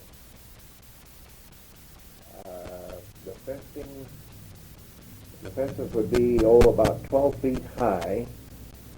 There were 2 of them about 4 or 5 feet apart. Each was about 12 feet high. And then inside that, they had just placed coil after coil of tangled barbed wire. So if you tried to go through, you had a problem. and at all four corners of the area, and at one space along each of two sides. They had built log guard towers sticking way up in the air, about 20, 25 feet in the air. Each one with a big searchlight and machine gun.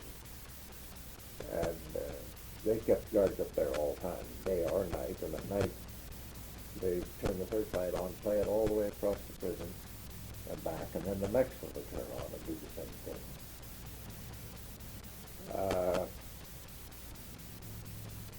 We tried a number of ways to escape. We never got anybody out of the center compound from when I was there. There was British. We had some British, a few British, and most of the Americans where we were. Then later they moved all of the British and some of the Americans out of there over to North Compound. And it was out of North Compound that the escape took place that was later made into the movie The Great Escape. I don't know whether you ever saw that. I did. Yeah. Well, I will say that about the movie. It was close enough that it could have been a documentary. Mm-hmm. That's the way it happened. Yeah. Okay. A number of tries were made out of ours. They had, of course, we didn't have indoor plumbing, so we had one large toilet facility with 3 or 4 different rows of seats. One of the things that they tried, they went out and managed to get under that and scooped the top all back and started the tunnel from there. That would be original. Wow. So they started the tunnel from there, but it got caught. But the British section of the camp that was right beside us, I think, West Compound, they had a very novel one. And they got 3 people out, and I think all 3 of them got back to England. They had taken a sawhorse and mounted a barrel on it to play leapfrog over the thing. All very innocent. They exercised and leapfrog and everything over that thing. They had some gunny sacks and they built skirts for it. The methodical Germans wouldn't think anything about anybody else being methodical. So it never dawned on them that the British were taking that exercise horse to exactly the same spot on the parade ground every day.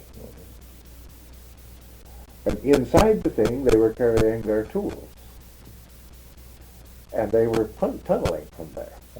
And they had built a false door and everything. And they got 3 people out. Over a period of time, it took this. Well, when they got the whole thing completed, the 3 all went at the same time. But each night, of course, they put the sawhorse back in one of the buildings. Mm-hmm. The Germans never tumbled that they were starting a tunnel from that spot. Anything funny happened during these days? I'm sure you had to have some humor. Yeah, there were. We had our laughs. It's amazing what you can do. We organized classes. I taught some speech. We had one fellow there teaching Spanish. He was a black pilot officer who had been teaching at the University of Southern California, UCLA, before the war. But he had Spanish classes in Germany. And we had some of the guys studied German. I took some German classes. And we had, amongst the classes we had, there was German, there was French, there was Spanish. And I believe that somebody was even teaching one of the Chinese dialects. I taught the speech. We had a couple of lawyers, and they taught law classes. Then we had a number of men who had been businessmen of one sort or another, and they organized seminars in which each one discussed business methods that they used, and so on and so forth. buyer for the work clothing department of Macy's. I haven't seen him since the war, but I understand he travels for Revlon now, or he stopped out here at Johnny Dayball's once. I was out of town. If I'd known he was going to be there, I'd have come to see him, but he was selling Revlon products for somebody at that time. We had a Jewish boy with us who became one of the carpet and rug buyers for Sears Roebuck up in Chicago.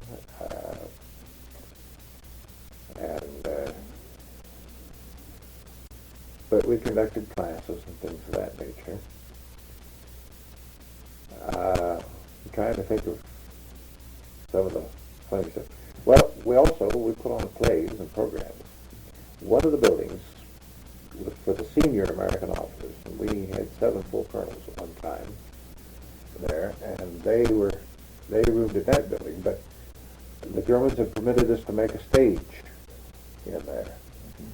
And so we set up some of the cartons that the Red Cross boxes came in. We set those up with seats and everything. The British, when they were there, they put on plays like Milne's Dover Road and Berkeley Square and that sort of thing.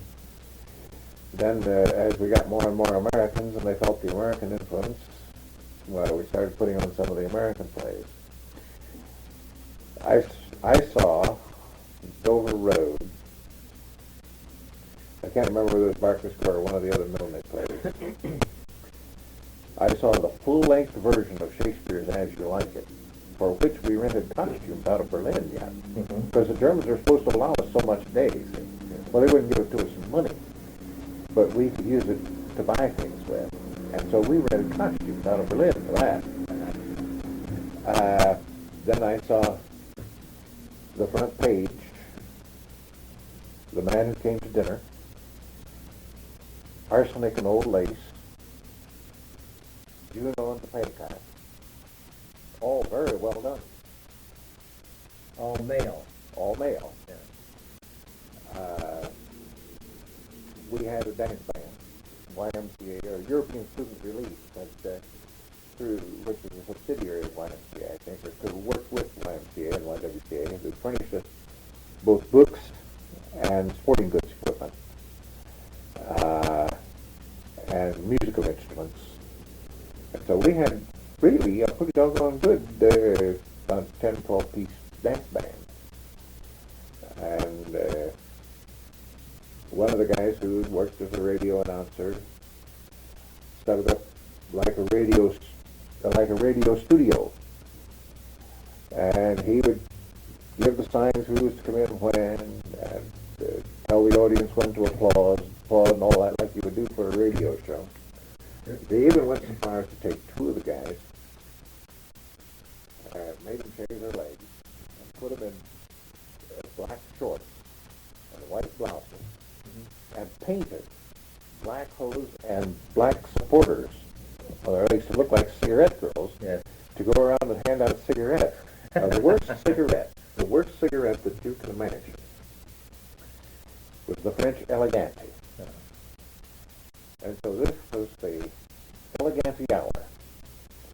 And they would hand out Elegante cigarettes, which nobody would smoke, no matter how bad you wanted them. Well, I guess maybe some of them did, but and we had some choruses, and we had some damn fine comedians.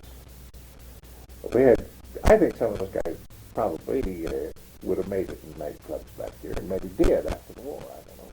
How many men were in the camp? Was the officers and men? When I first got there, there were about 800. When I left, there were about 2,000. It was built, each section of the camp was built for 800. So by the time I left, each section had about 2,000. So you had plenty of talent to draw from. Yeah. And The one thing we had in greatest supply, more than any other one thing, I think, were professional hockey players. Really? Professional and semi-pro hockey players. And they got equipment for that, too. And so they dug a rink in each section of the prison there. They had a hockey rink. They got the paint, painted the lines under the ice. Well, when there was a hockey game, the whole front row were German officers. They loved that.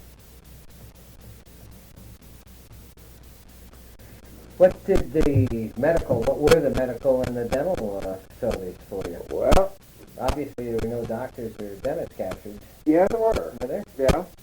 We had some American doctors and dentists both that were captured, and British were captured. They were serving frontline troops. Mm-hmm.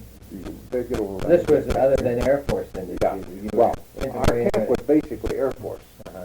But for that facility, they did bring in, when they got doctors, they spread them around. Yeah. Then not far away was a French hospital, a French lazaret. It was clear up in Germany, but there were French doctors and everything there. In fact, we had one of the career men decided that since he wasn't going to be doing anything anyway, it would be a good time to have his appendix taken out. So he raised hell with the Germans until they took him out to the French lazaret and he had his appendix taken out. So he wouldn't have to worry about it later on. Our first, let's see, well, it would have been the old days. I was there for 2 Christmases, but I was only there for one 4th of July. And that was the 4th of July following D-Day. Well, the 4th of July, of course, the Germans would call us out each day, every morning and every evening. We had to go out and line up in ranks of 5 by buildings in which we lived, and then the Germans would go through and count us to make sure that we were all there. If there was some special reason why we didn't want to go out, the commandant could give a 1-day parole, but nobody was trying to escape us. Again, we put out the order, and we would parole. And the Germans would honor that, and they wouldn't bother to have us that day, or that half day. So on July the 3rd, Colonel Spivey said, well, he said, tomorrow is 4th of July, we won't be out to be counted tomorrow. And the governor said, that'll be fine, you fix up the parole. No, the 4th of July is our Independence Day. That's the day we celebrate independence in the United States, and we're going to celebrate it here. We're not going to sign any parole, but we're not going to come up to be counted. The German office kind of hopped around a little bit, but that's the way it stood. We did not go out, get counted, and we didn't sign any parole. But Delmar T. Spivey was one of these men. I never heard him raise his voice. I never heard him speak in anger. When he gave an order, it was obeyed. I've seen dozens of the kind of officers that would give an order, written order, and underneath it they would have to type, more disciplinary action will be taken. Colonel Spivey never had to put that on any of his orders. All he had to do was give the order. Now, he was the senior American officer. He was the senior American officer. He was outranked by one British officer, a wing commander. But he was the senior American officer. What did you do that 4th of July day? Oh, we just messed around. Nothing spectacular. Yeah. How about your dental? We didn't really require any. And it was when I got back to the States down at Miami Beach, they had a bunch of dentists down there to take care of us. I asked the one that was working on me how I liked that. And he said, we're the most disappointed bunch of people you ever saw. And I said, what's the matter? He said, we thought we were going to get a lot of practice because we thought your teeth would have to be rotten. We haven't booked in any better set of teeth anyplace. We weren't eating anything. Nothing sweet. Nothing to start to taste. And we did have good water. And we had toothbrushes, and we'd get Red Cross tooth powder, which was just a tube of salt and soda really. It doubled. We would use it to brush our teeth, but also one of the things we'd do, we'd take powdered eggs and powdered milk, soak some raisins, and cook that stuff all up together. See, cottage cheese, we'd put it with cottage cheese, pile that all together, and then we'd dump in some Red Cross tooth powder, which was salt and soda, stir that up and bake it. And it made a pretty decent dish. Yeah, I bet it did.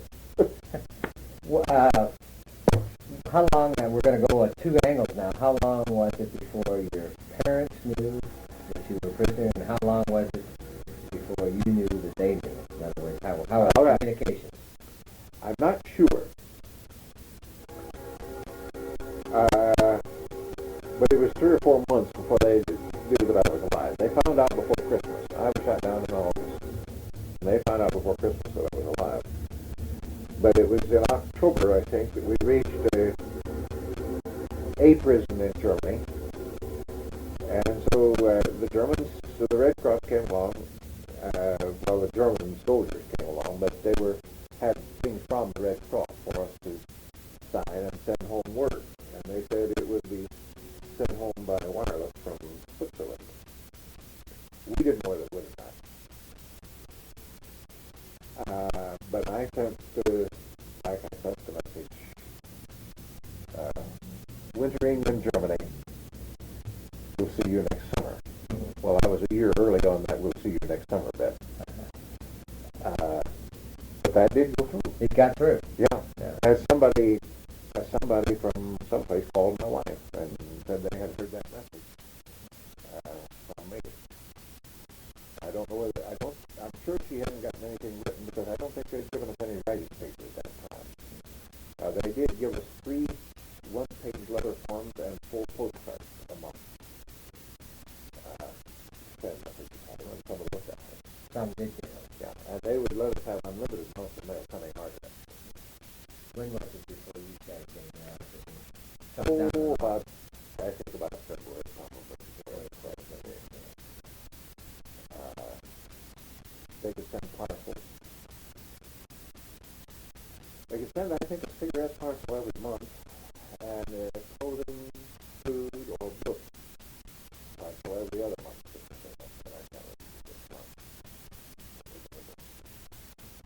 You were smoking those days? Well, I was, yes, very much.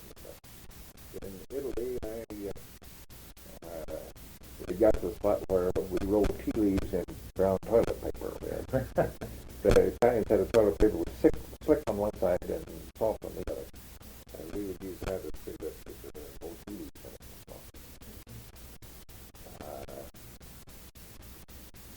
Somebody said it was a unique experience to go to snipe a butt.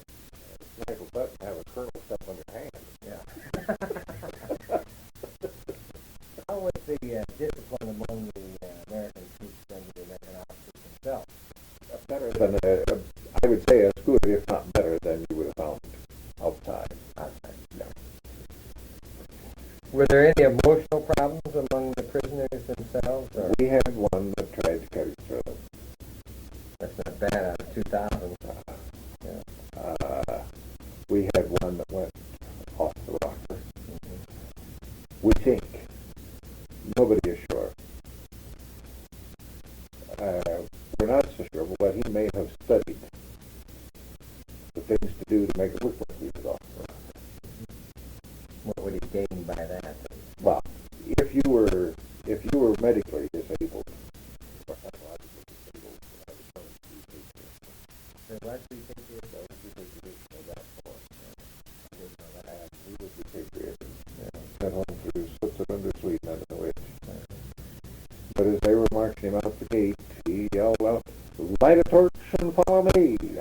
We really think that he was trying to get a message across to us that we could do it the same way. But he was such a character that nobody wanted to imitate anyway. Were there many blacks in the camp? Oh, yeah. In our 2000, I expect we ended up with maybe 12 or 15 flying officers, pilots, flying mostly fighter aircraft, I think. Did the food deteriorate toward the end then? The amount of it was bad. At the end of that first move, the Germans started educated. And they did changes, put the stage down, covering the still on this commander. And so they gradually goes up to the end. Well, in the spring, they finally got to the spot where they had no good potatoes left. They were all half frozen and starting to spoil and rot and one thing and another. So they were going to feed them, take them out and dump them in the hog lot. And the colonel said, "Well, bring them in here and dump them in here." So they brought them in and dumped. Oh, this pile stood about that high and it was about 12, 15 feet diameter. And we would take off our shoes and socks and roll up our pants legs and roll up our sleeves and wade in and squeeze around until we could find a solid piece. And we'd take it out, save it, trim it away until it was reasonably white. Cook what was left. Were you getting any news of the outside world? Very good on the news. In the first place, we had some guys that were geniuses when it came to building something out of nothing. We had two radios that would pick up British Broadcasting Company, and the Germans knew we had him, and they searched and searched and searched and never found him. We had to bribe for things like tubes, and soap is a real good bribing item, as is chocolate. But we got the British Broadcasting, and when a new batch of prisoners would come in, nobody would say anything about the news until every one of them had been checked out and screened by our people to make sure that they were who they were supposed to be. Then we would go ahead and broadcast the news amongst ourselves, take it around and read it amongst ourselves. We always found that the German news was accurate, but inaccurately stated and late. Towards the end of the war, for example, the German news would come in. The German Wehrmacht had repulsed all Allied advances in the neighborhood of Town 80. And the next day, the German Wehrmacht had successfully repulsed all Allied advances in the neighborhood of Town B. Well, that went big, I think, as far as the German populace was concerned. But unfortunately, in the library, we had a great big wall map. We put a pin at Town A, and then we put a pin at Town B, which would be about 20 kilometers closer to Berlin. They were going backwards. They were successfully, each day, they would successfully repulse all Allied advances 20 miles nearer their capital. Yeah. Did you look on this as a rather unusual experience on shooting an animal? Yeah, I've often said, you couldn't hire me to go through it for $1 million, but I wouldn't erase it for $1 million. Did you, we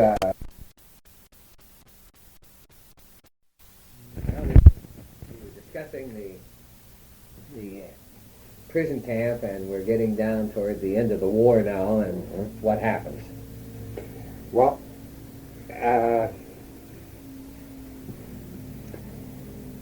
after the Great Escape and the execution by the Germans of 47 of them, or however many it was,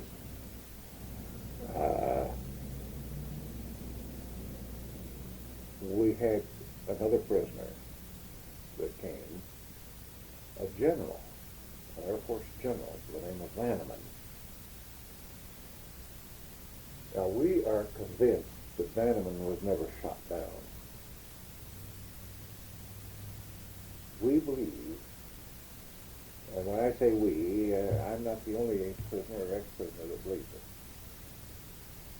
it. We believe that General Vanneman was sent, and sent specifically to our prison, because they had a prison for general officers, but he didn't go there. He came to ours. And the first order he gave after he got there was that escape activity would cease. I'm missing something here. All right. We're getting toward the end of the war, and Yeah. there are some escapes. Well, the Great Escape, the movie that you saw, right. the Great Escape took place there. Okay. And that was the one, after that is when he came. Yeah. Well, how many did escape? About either 71 or 79 or 81 or something. Did they all get away? I think that 2 or 3 of them may have made it back. Yeah.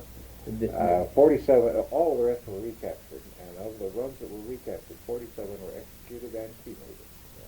That was retaliation For the escape. Were there any in your immediate company, or? No, these were all from North Compound. Yeah. Now, some of the guys in our prison had known some of them, Mm-hmm. but they had been moved out of our section of the prison to the other section of the prison shortly after I came, and I had not actually known any of them myself. But we have, several of us believe that General Vanneman was sent. The coincidences are too pat. It happened after that break. There was a general officer camp he could have gone to, but he asked specifically to be brought to ours. He had been military attaché in Berlin before the war, was a personal friend of Goering's, had flown the Me-109, and he outranked anybody that was in our camp. So he could come, and without making any explanation, he could issue the order to cease the escape activity. We believe that they felt that the value of the escape would not be worth the punishment. See? We thought that the Allied High Command probably felt that if there was another major escape effort from our prison, they might just come in and liquidate everybody. You didn't want that. Well, we weren't the ones that were thinking that. We think that our Allied High Command felt that way, and that they sent Vanneman to stop us. Did you follow Vanneman's career, or what happened next? No, I never did. I never did. Vanneman, he was there until they marched us out of that prison. See, in about January, comes about January of 45, the Russians are growing close from the east. We're not quite within the sound of their guns yet, but they're getting closer, and so the Germans moved us all out. That was an exciting experience too. But when they moved us out, Vanneman was taken, because he was just too old to march.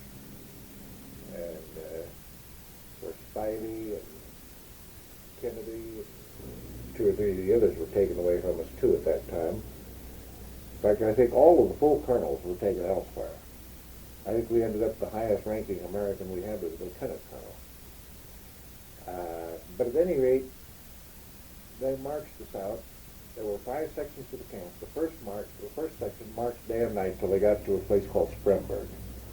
And then they were put on trains and taken someplace. The second section spent 1 night on the road, 1 extra night on the road. The third section was 2 extra nights. Fortunately, we were the 5th section. We moved out on Sunday, and we didn't get to Spremberg till the next Sunday. We slept in a factory one night, and we slept in barns 2 different nights. We slept in a church one night. The only food we had with us, and as far as we knew, the only food we would get was what we carried with us, which couldn't be very much, of course, and we didn't know how long it would have to last. But here we are marching down one side of the road, and right beside us, going in the same direction, are the civilian refugees in their V-bed wagons, pulled perhaps by 1 ox and 1 horse. The old people and the babies riding up in the wagons, and the rest walking beside it, and the bicycles and things like that hanging from the side, going with all of their earthly possessions in 1 wagon.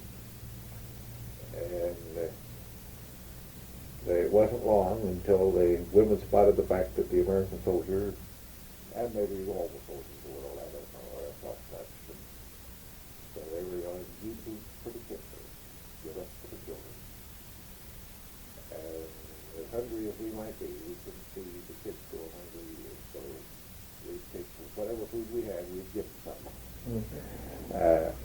Prunes, this, that, and the other thing. You had no bedrolls or blankets, or? Well, that was the way I made my pack. I took a blanket and stuck my toothbrush and shaving equipment and so on and so forth in it, and folded it over and rolled it up. Tied the ends together, and then I took a pillowcase and stretched it between the 2 ends to carry the rest of the stuff that I was taking. And this was in January in Germany? In January. Snow on the ground? Yes. Bitterly cold. Bitterly cold. And it was very similar to the Russian steppes. I mean, there were great sweeps that the wind could come across us. Nothing to hold it back. Yeah, that Was your clothing adequate? well, because we kept moving it was. When we slept in barns, and we'd bury into the straw, or so on and so forth. Did anyone try to escape on this? Oh yeah, I think some did. Yeah. We had some fellows that escaped. In fact, we had a couple of 3 that got to the Russian lines, I think, escaping. But they didn't show up for parole. Once we were on the march, when they didn't show up for parole, Paul, one of the little German sergeants said, well, we'll see him in Walhalla. Uh-huh. And so Valhalla, I guess it is. But at any rate, but it was beginning to fall apart, that spot. One of the German soldiers, for example, one of the Americans was standing, he was a guard, and he had a rifle. One of the Americans was standing there and said, if I would run, would you really shoot me? And he opened his gun, showed he had no ammunition in it. Opened his ammunition cases, and after we had left the prison, he had gone in and gotten American cigarettes, and all of his cartridge cases in his cartridge belt were stuffed with American cigarettes instead of cartridges. Yeah. He couldn't have shot at us. So they marched you to another prison then? They marched us to Spremberg and put us on back on boxcars and moved us to another prison. Where was the new prison then? The new one was Stalag 13, I believe was the number on it. It was down near the town of Moosburg, which is about 30 kilometers northeast of Munich. And what facility was there? Was that any better or any worse? It was much larger, a lot more room there. And yes, they had more facilities there in other ways. When we got there, we had stopped there on the way up from Italy too. It was the same place. I've been there, twice I was there. But they had a big delousing station there. And they would take all of our clothing and put them in the delouser. And we had to wait for about an hour. And so they would send us to the showers for that hour. And we had a good 20, 30, 40 minutes of hot shower. Mm-hmm. It just amazed me that we had that much of a hot shower. And it may not have been that long, but it sure seemed like, because when we were in our permanent prison, 3 minutes was all we got. And that was 2 people to the nozzle. There was 24 of us to the 12, I had 12 nozzles in the ceiling, and 24 of us to the shower at the same time for about 2 to 3 minutes. And not hot water. It was started with hot water, but they gave you, I think, a couple minutes of hot water, and then the cold water came on, and you better have that. If you didn't want the cold water, you better have that soap off before the hot water lasts very easy. But at any rate, I'm not sure that it was hot water all the time there. It could have been cold water altogether part of the time. But at any rate, this weather was hot water. And then there was a story connected with that too, because there was a front section of that was almost completely bare. They had buildings, but no windows or doors. Just big openings for windows and doors. Just really big sheds is what they were that housed us there. And they had, that winter, they had brought in a bunch of Russian prisoners, and they housed them in there, and they took their clothing to the delouser, but they didn't take the Russians to the shower. They left them nude in that for 4 days. And one of the Russian prisoners, who had been perfectly healthy when captured, froze both feet, both hands, and the Germans had amputated.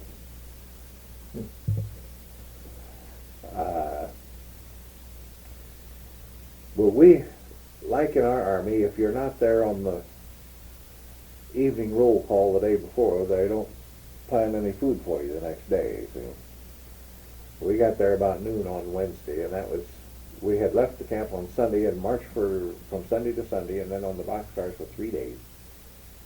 And so we had pretty well run out of the food that we carried along. We were getting pretty hungry.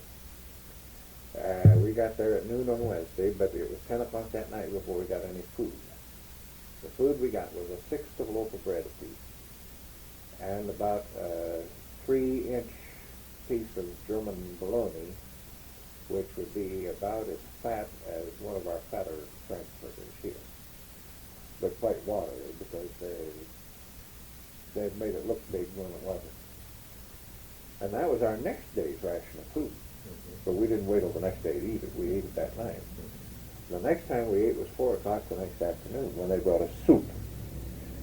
Now, the soup was made of some potato peelings, some carrot peelings, and some grass, some leaves of some sort, I don't know just what, and some little tiny white worms. You can see them in there. And two of the guys that were with me, as hungry as they were, they couldn't quite stomach the idea of those worms. So I got their cups of soup. I had 3 cups of soup that day and felt pretty well fed. Yeah, I bet you did. But we were there then until the end of the war. And on the night, we were liberated on April the 29th of 45.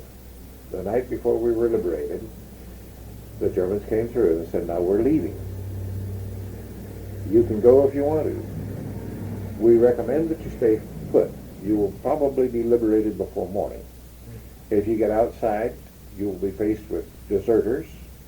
You will be faced with ex-Russian prisoners who are now loose. Everybody running around. It is going to be a real rough situation. And we recommend that you stay put. So we stayed put. And it was the next day at noon before we were actually liberated, but about 8 or 9 o'clock in the morning we started hearing small arms fire. We had heard big guns all night. We started hearing small arms fire about 8, 9 o'clock in the morning. And but at 12:32 the American flag went up over the town of Moosburg. A big old tank came through the gate of the part of the prison that I was in. Now, the day we were liberated, I think there were 120,000 prisoners liberated. I don't know how many of them were at our prison, how many may have been from others, but at our prison, the prisoners were then, by that time, there were Americans, black and white, South Africans, black and white, Senegalese, Arabs, Italians, French, Greeks, Polish male and Polish female, Russian male and Russian female, Yugoslavs, just about everything you could imagine were there. But at any rate, this tank came through, broke the gate down and came on in. The captain stuck his head out. Has anybody been here know Lieutenant John Smith? That's not the name, I don't know what it was, but one of the guys said, yeah, I know him. He says, well, get him, he's my brother. So they had a reunion right there. Happy reunion at the time. After the war, I was back here, and a colonel, a former colonel from the 14th Armored, who had been the outfit that came through, was then a school inspector in the state of Indiana, and he had been to my dad's office. And Dad introduced me, and I found out I'd used him for 14th Armored. And I mentioned that, and he said, well, he said, there is a sad sequel for that. He said about 3 or 4 days later, over in Czechoslovakia, the captain was killed. But he had rescued his brother first. Always in that mixed group, there's bound to be someone that speaks German among the American troops. Oh, yeah. Like when you were in Italy, I'm sure that there were some of the young men that spoke Italian. Did that make it a little easier for you? When we were in Germany, our commanding officer set up a pretty rigid escape program. We call it X. And we were none of us supposed to try to speak to any of the Germans, with the exception of certain designated individuals who could speak good German. Because we figured if they got lonesome enough for somebody to talk to, these guys could worm additional information out of them. Now, we didn't obey that 100%. We tried to talk to them a little bit, pass a little time a day. But basically that was the pattern. Our people who could speak German and speak it in good shape, they talked to the German soldiers, got as much information as they could, and they used it to make maps and one thing. When these people on that movie, when those people escaped, they had a complete set of papers. Because they passed inspection of the railroad station master. I remember. And now I had a set of papers. I had a photograph that the Germans didn't know existed. I don't know where the guy got the camera. They must have bribed somebody for that too. But I had a pass as a foreign worker in Germany, all made out as a foreign worker in Germany with my picture on it in civilian clothing. My photograph on it in civilian clothing was taken and printed up and developed right there in the prison. In the camp. I never used it. I didn't have it on me. They were going to deliver those to us if we needed them. They were going to give those to us. If they decided to end the war by liquidating the whole camp, they'd have given those to us, and we'd have made a dash to see if somebody could get through. So when the tank came in, then what happened? Well, we then, it was a few days before they moved us out. They moved us to an airfield in Germany. Who fed you that night? Were you without food? No, Red Cross. Army mess service somewhere it came to, and there was within a day or two there was a truck there with Red Cross last week handing out donuts, so on and so forth. But no, they got some food to us, and then in a few days we went to this airfield in groups of 24 because our planes were flying in, and then they bringing gasoline in to patent tanks, and then they could haul each one could haul 24 men out. So we were lined up in groups of 24. And I was there 2 nights. The first night I slept just at the barracks, but the next night we were just the second group in line, and nobody was about to miss that. We slept right there on the ground. And one of the guys in our group was a state policeman from Michigan, and he had gone out and found a German shepherd with a soft teeth. And he pointed to one of those lambs, and the German had grabbed his thumb and brought it over. And he took out his D-Rush chocolate bar and a pack of cigarettes and gave it to the German. Well, that was like giving him, on their black market, that was a big $20 or $30. So that was a big thing to him. Man, he was happy. He grabbed that lamb and he clobbered it and he dressed it out and handed it back and so we built a fire and rigged up a 3-armed spit and hung that lamb on it. And we ate lamb all night. And it was delicious too. Was this a very emotional time now that you? Oh, it's a happy time. Happy time. Yeah. Not emotional. No, not particularly emotional. Yeah. We, the day, between the 2 nights that I was there were 3 or 4 German airplanes came in and landed. One fighter pilot came. But what they'd do, they'd tie bed sheets to their wingtips, fly in and rock their wingtips with these bed sheets on there as signs of surrender. One German pilot had flown in and surrendered, and we opened these right behind the pilot's compartment in a very cramped tool area. He opened that up and got his girlfriend out. Another one was one of those old 3-engine jobs. And I think there were 5 people in that. 8 people. I think 3 girls and 5 men. They came in and surrendered.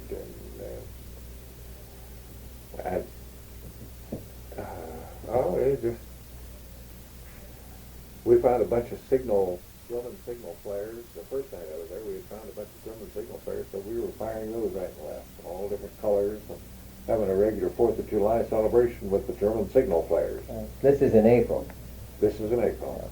And you're This is in May, actually. May, yeah. We were liberated April 29th. And you're at what airfield now? And I think the name of it was Erding or something like that, but it's, I can't tell you for sure.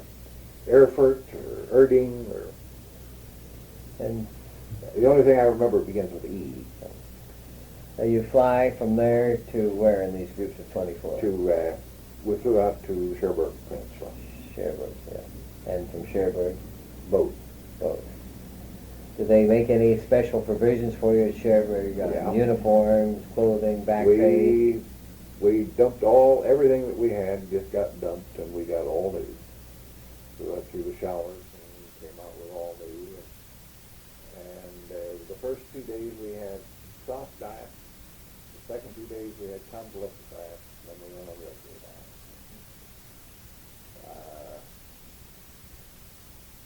one of the things that we dearly loved was the eggnog. Of course, it's the Red Cross eggnog, no nog to it, just egg. Yes. But we'd take these canteen cups and go through and get that full, and as we were drinking, we'd go back to the tail end of the line, so we'd come through and get another one. And I got on the boat. It was the Coombsholm, or the John Erickson it was called, but its pre-war name was Coombsholm, and it was a sister ship with the Gripsholm that had been the diplomatic ship. And we went over to England, Portsmouth, and picked up some hospital litter cases, and then headed for the States in convoy yet. They were still going in convoy. And so after we were away from England, then they opened up the, whatever they call it on board ships, the PX or whatever it is, and I had heard there was a candy shortage in the States, so I bought 5 boxes of candy bars, Baby Ruth, Hersheyana, so on and so forth. I was going to bring back, go back and feed everybody back here, those 5 boxes. 10 days later, I ate the last candy bar. As we glided past the Statue of Liberty, I had averaged 12 candy bars a day for that trip. That's pretty good. I had been over 200 before the war.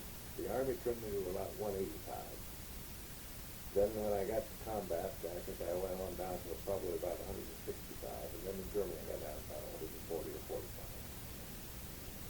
And then you started going back up again? Yeah, I started going back up again. Where did you land then?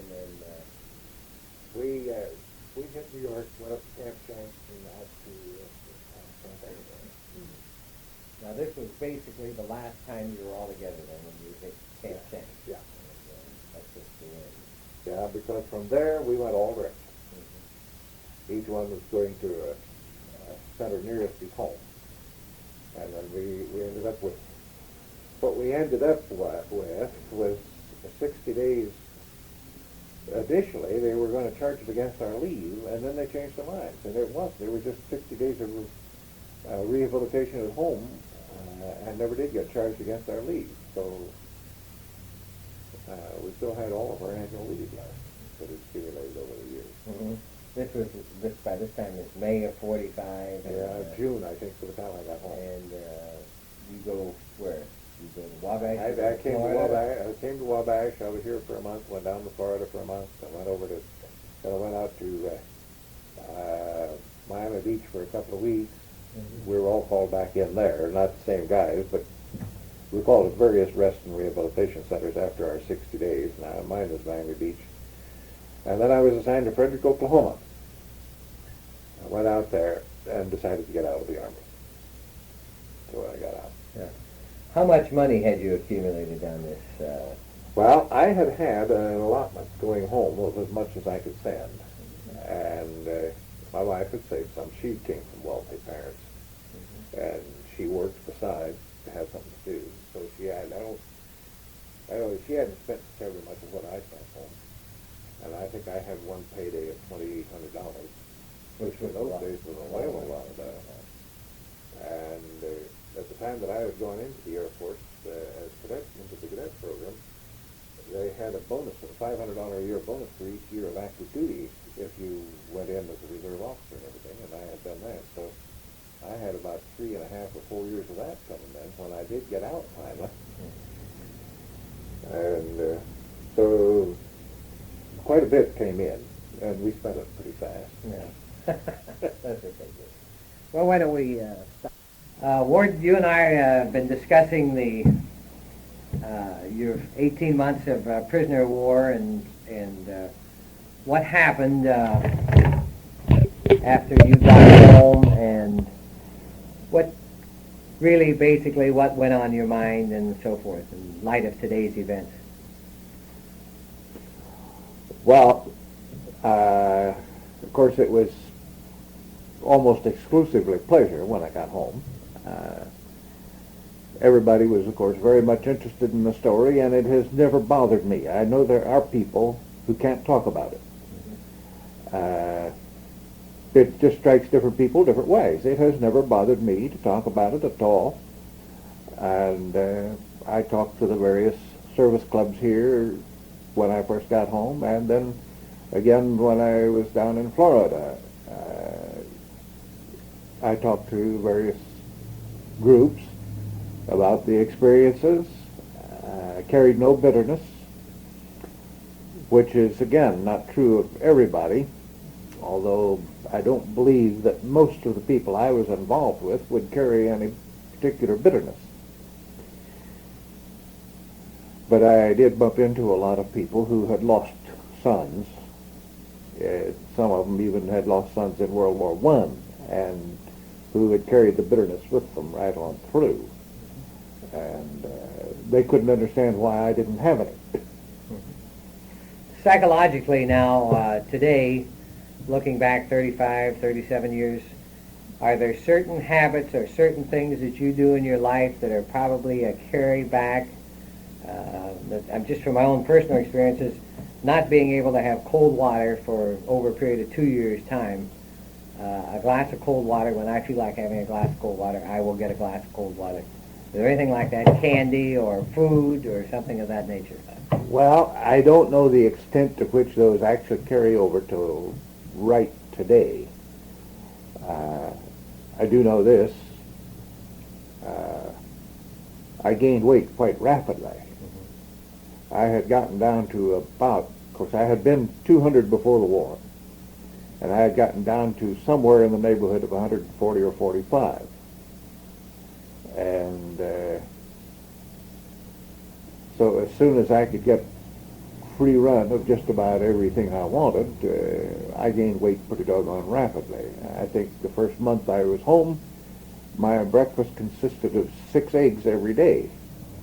Fresh eggs, that is. Mm-hmm. Not the powdered kind. Mm-hmm.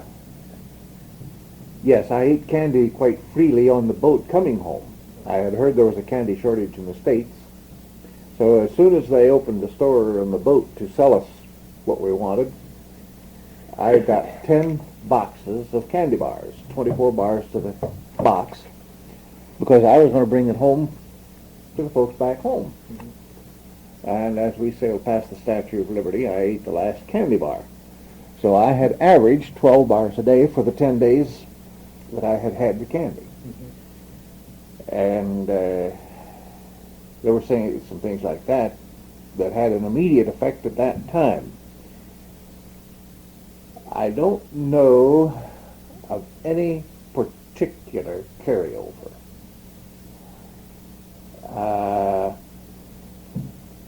There were things that we were short of and wanted, but I've pretty well long since satisfied my appetite for them, to the spot where I have no more craving now, I suppose, than the next individual has. Have you ever seen or have you visited or been active in any groups? As I was saying, have you seen any of the men that you were in the prison camps with, or any of the other officers, or have you been active in any of the organizations of former prisoners of war? I have never been active in any of the organizations. For about 20 years, they met annually on the weekend nearest April 29th, because that was the day we were freed. They met on the weekend nearest that down at Dayton, Ohio. And a lot of them went down there, and I kept intending to go, but one thing and another kept me from doing it. I just didn't get there. And I have seen some of the people with whom I was in prison. I've never formed the lifelong attachments that call for a lot of letter writing, so I've kind of just gradually lost track of most of them. Johnny Storer up at Manchester and I finished up in the same prison over there. Kind of interesting, Manchester College, a good conscientious objection group, and I believe there were 5 of us. I know there was Willis Early, who was the son-in-law of Shule that had the heating business here in Wabash. He was a Manchester grad, and he was there. And there was a Jim Fall from up at Fulton, Indiana. I think he wanted to become a dentist. I don't know whether he ever did, but he was in prison with us there. That's two. Johnny Storer was number 3. I was 4. And it runs in my mind that there was another, but I can't think. Oh, yeah, there was a Manchester kid up there. What was his name? Came back here and he was a postman at Manchester for a while. But I don't believe he was in college with us. And then we heard of Johnny Hickman, who had graduated from Manchester College with me. Johnny he'd been shot down in Germany, but had managed to evade capture and get into Switzerland and was sent back from Switzerland. So there were a number of us from that good conscientious objection school. Were there any lasting physical effects, psychologically and mentally? You say nothing unusual. Any physical effects looking back now? I don't suppose so. I don't think that I can claim my large waistline as being an overreaction to starvation or anything like that, because I suspect I would have had it even if I hadn't been in prison. So I don't know that there would really be anything anymore that could be classed as a physical effect from it. Well, and I think that we pretty well closed that chapter of your life, and do we want to move on to what happened afterwards? All right. Let's continue the story. We got home, and I had 60 days at home. That is in Indiana and in Florida, at my home and my wife's home. Then I went to Miami Beach Rehabilitation Center for a couple of weeks and was assigned out at Frederick, Oklahoma. And became apparent that I was not going to be suited with the military life as it existed right at that moment. It was quite in a state of flux, of course, because nobody knew who was staying in and who was getting out. So I decided to get out, and I got out. And at that time I was debating between trying to be accepted at Ohio State University in advanced work in English grammar and perhaps in comparative grammars with the grammars of other countries, or law school. And I finally decided in favor of law school, and I started at the University of Florida. I went one calendar year there from January of 1945 until January of 1940. No, from January of 1946 it was until January of 1947. And then I transferred to Indiana University, and I went again year-round from January of 1947 until June of 1948. And I graduated with my law degree. Mm-hmm. Did you find law school hard, or did you find it relatively average, or I had to work. You had to work. I had to work harder there than I had ever worked in any kind of schooling that I had had before. Certain courses appealed to me more than others. I enjoyed common law pleading because of really what I considered the beautiful philosophy. I don't mean beautiful so much as the completely logical philosophy of common law pleading and common law actions.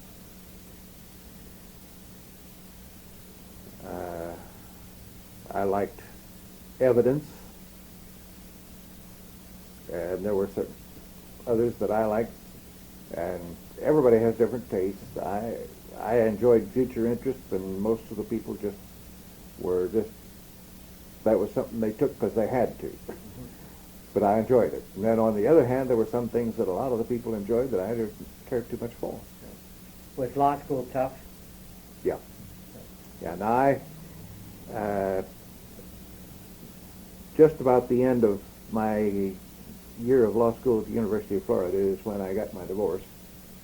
And And of course, that kind of a thing is an upsetting thing, even where it's done by agreement, even when you both realize that you just can't do anything together, and you get a divorce, it still is upsetting. And it bothered, but I got back up to Indiana University. And Were the classes full of veterans by this time? The veterans were coming full of in? veterans. Yeah. It was getting to the spot where it was almost exclusively veterans. And you were going on the GI Bill? On the GI Bill. And one of the things that quickly became apparent to everybody concerned, including the professors, we had been, when we were going to college before the war, we had been kind of at sea as to what we wanted. We didn't really know. Well, after the war, it may be that some of us still didn't really know, but we had a purpose in going, and everybody was working. Did you have any trouble, basically, with law school at all? Or No. no, you went right on through? I didn't make any fantastic records either direction. Did you? What did you do? Did you work part-time, or you just went to the law school? I just went on GI Bill. Well, when I first started down at the University of Florida, I had a chance to go to school in the morning and work afternoons for a lawyer there in town. Now, I say lawyer, I should probably put quotation marks around that. I think a better description might be carpetbagger. He was a Republican, as am I. And he kept running for office in Florida in the hopes that if there was a Republican administration in Washington when some federal judgeship came open, he'd have a crack at it. I feel like that it's a good thing that he was never elected to anything, because I believe he would have set the Republican Party back another 50 years if he had been. He was strictly a libertine, and he didn't care who knew it. He was never in the office during the week. He left the work up to an office girl and to me. And then he would come into the office on Sunday morning and work, and Monday when I'd come in, he would just raise hell because the church across the street made so much noise on Sunday morning that he couldn't work. What town was this in? This was at Gainesville, where the University of Florida is located. At Gainesville. Oh, he was a character. He must have been. He never asked me to do anything crooked. He knew that it didn't take him long to spot that it wouldn't have done any good to ask me. And so he tried to, the things that he did that were not really on the up and up, he pretty well hid from me, too, rather than to embarrass me with it. He did have that consideration. Yeah. But I couldn't help but spot some of it. So about one semester of that, and I terminated with him. Yeah. After you graduated from law school in 47 now, 1947? 48. It was 48. June of 48. June of 48. And what happened? You take the boards? Well, and I studied for the bar examination until it was offered. And then after I took the bar examination and before I could hear whether I had passed and be admitted to the practice, I just took a job up at Celotex up at LaGrow. And I worked up there until word came back that I could be admitted. And so when I could be admitted, I terminated at Celotex and went down and got admitted and came back and started the practice of law. where did you start then? I started by sharing space with John Beecher. He had the space, he had no secretary, I had nothing, and he said if I would employ a secretary and authorize her to work for both of us, I could have my space rent-free with him. So that was what I did. I paid the secretary, and he paid the books.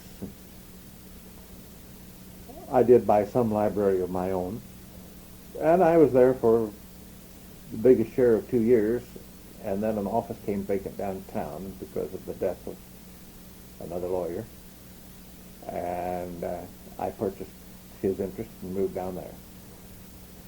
You remember your first client? No. Well, yes and no. One of my first. gal came in, and she was complaining that she'd been working at a restaurant, and the boss had withheld some pay from her. He still owed her some money. So we brought suit against him. And we went to J.P. court with it. And Howard Plummer was on the other side. Well, I put my client on the stand. She got on the stand, and she told the story just exactly backwards of what she had told me in the office. I'll never understand why Howard Plummer put his client on the stand, because he had the case won at the conclusion of my client's evidence, I thought. But he put his client on the stand, and his client must have surprised him the same way, because his client made our case for us. Then my first criminal prosecution, again, was a disaster. John Beecham left a month early to go out to California. His dad was getting married, and he went out to his dad's wedding, and so I substituted as prosecutor for a month before I took office as prosecutor. See, I was elected prosecutor before I had before I had opened the law practice. I had been nominated before I was through school and was elected that fall, and so I took that month as prosecuting attorney, and I think it was 2 or 3 days. It was sometime during the Christmas holiday, 2 or 3 days before I took office.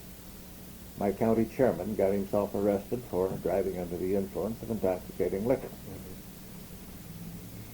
And of course he was immediately tried and found guilty in everybody's minds except the judges. And it ended up, it was a case I had to prosecute. I had no choice. I had to prosecute it. There was no hope of winning, because even the evidence as given me by the police officers wouldn't hold together. And the half-empty fifth of whiskey, or 1/3 empty, or whatever it was, fifth of whiskey that was found in his car was found there after the car had been let stand with nobody in it for quite a period of time, so there was no way to get that whiskey bottle into evidence because there was a broken chain of possession. And so Joe Murphy was special judge on it. Howard Plummer was defending on that one. And Joe was special judge, and Joe found not guilty, and it's a finding of which I approve wholeheartedly, because any judge would have had to find not guilty in that situation. But he was still guilty in the minds of the people who read about it, the ones who were not there, the ones who had read about it and who had heard word of mouth from others who were not there either. Did this get you off on a bad foot, or? Not particularly.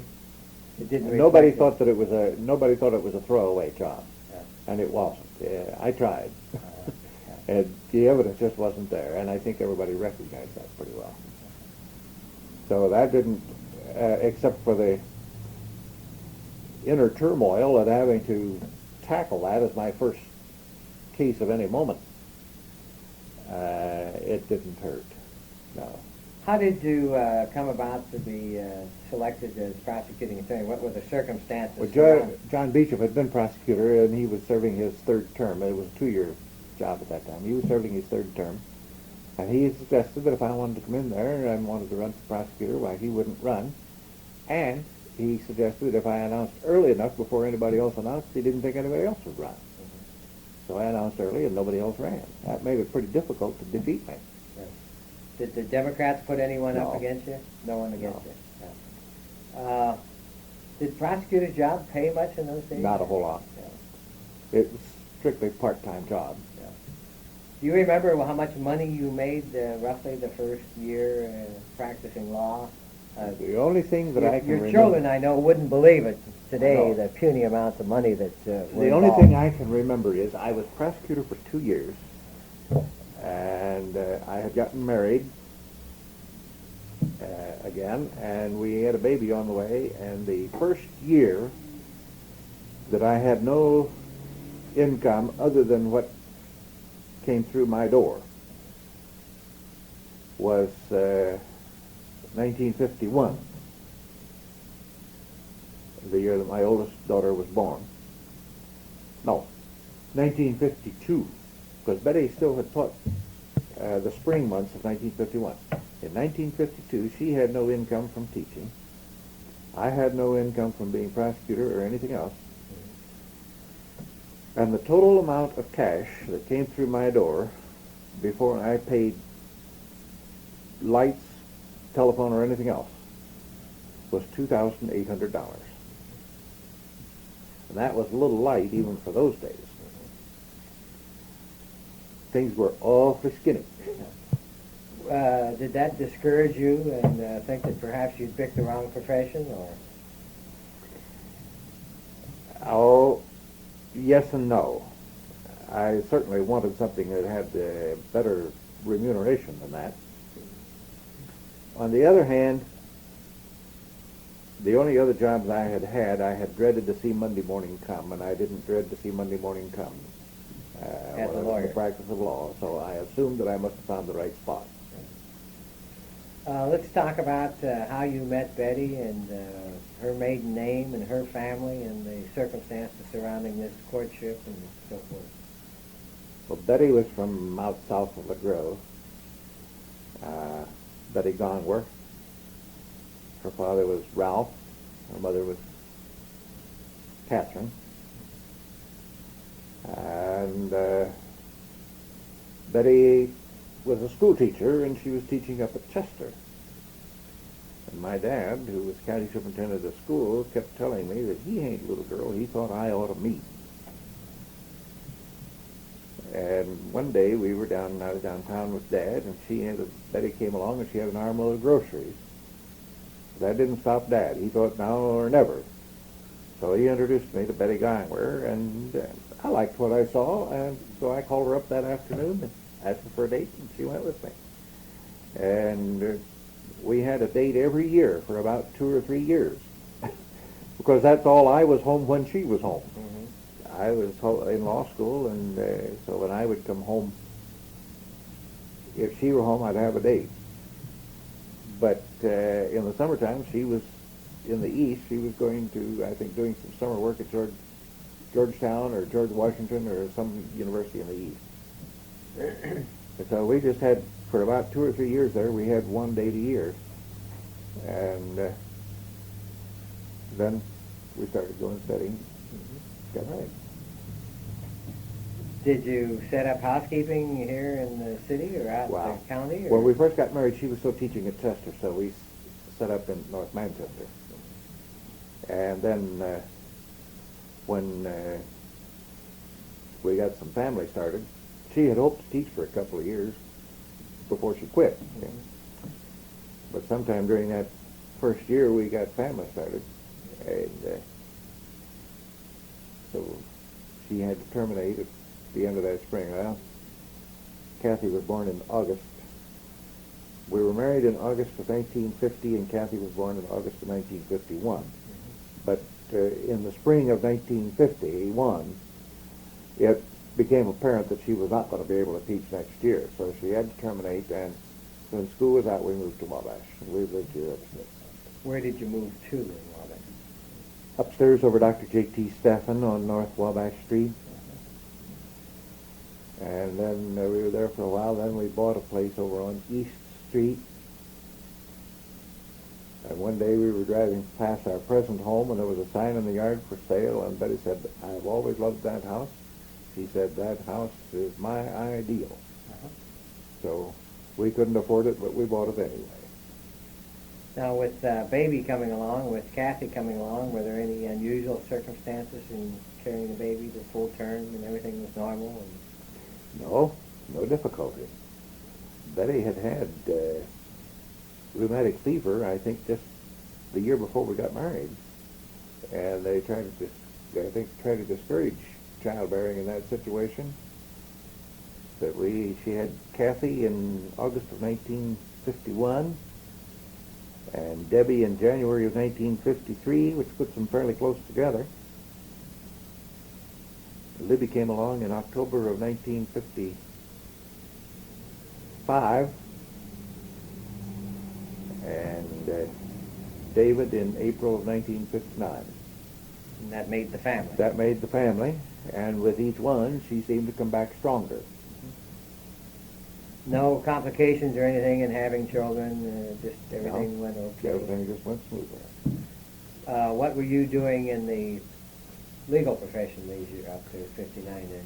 Well, I was strictly private practice, except that at different times I served as city judge. During Ed Timmons' administration, I was appointed city judge. No, during his administration, I was prosecuting attorney. During Jim Smallwood's administration, Jim appointed me as city judge. See, the mayors served as city judge up until that time. Some people had started hollering about that, and so Jim appointed me as city judge. And I served during his administration, and then in the Democrat administration that followed him, George Smith was serving as city judge, and George had a bad health break, had to terminate. And so I was appointed city judge then by the Democrat administration. That would have been Bob Mitten then by this Bob time? Mitten. Yeah. And I finished out George Smith's term, and then by that time it had become an elective office, so I ran and was elected for one term. Mm-hmm. As city judge? As city judge. Yeah. So I had 2 full 4-year terms and a part of George Smith's term. Was your own personal law practice growing? It was growing, not by what you would call leaps and bounds. It was still one of these feast or famine deals.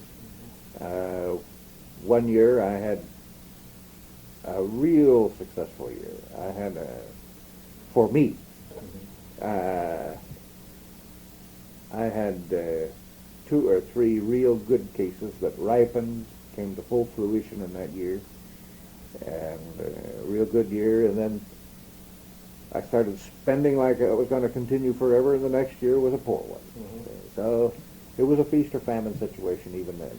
Yeah. What were you confining your law practice to anything in particular, or no? Nothing. You were taking everything. Just to the people that would hire me. Yeah. Yeah. Were you getting estates and so forth? I was getting a pretty fair mixture. I had some estates. One of the things that I enjoyed that a lot of the lawyers did not enjoy, I enjoyed filling out income tax.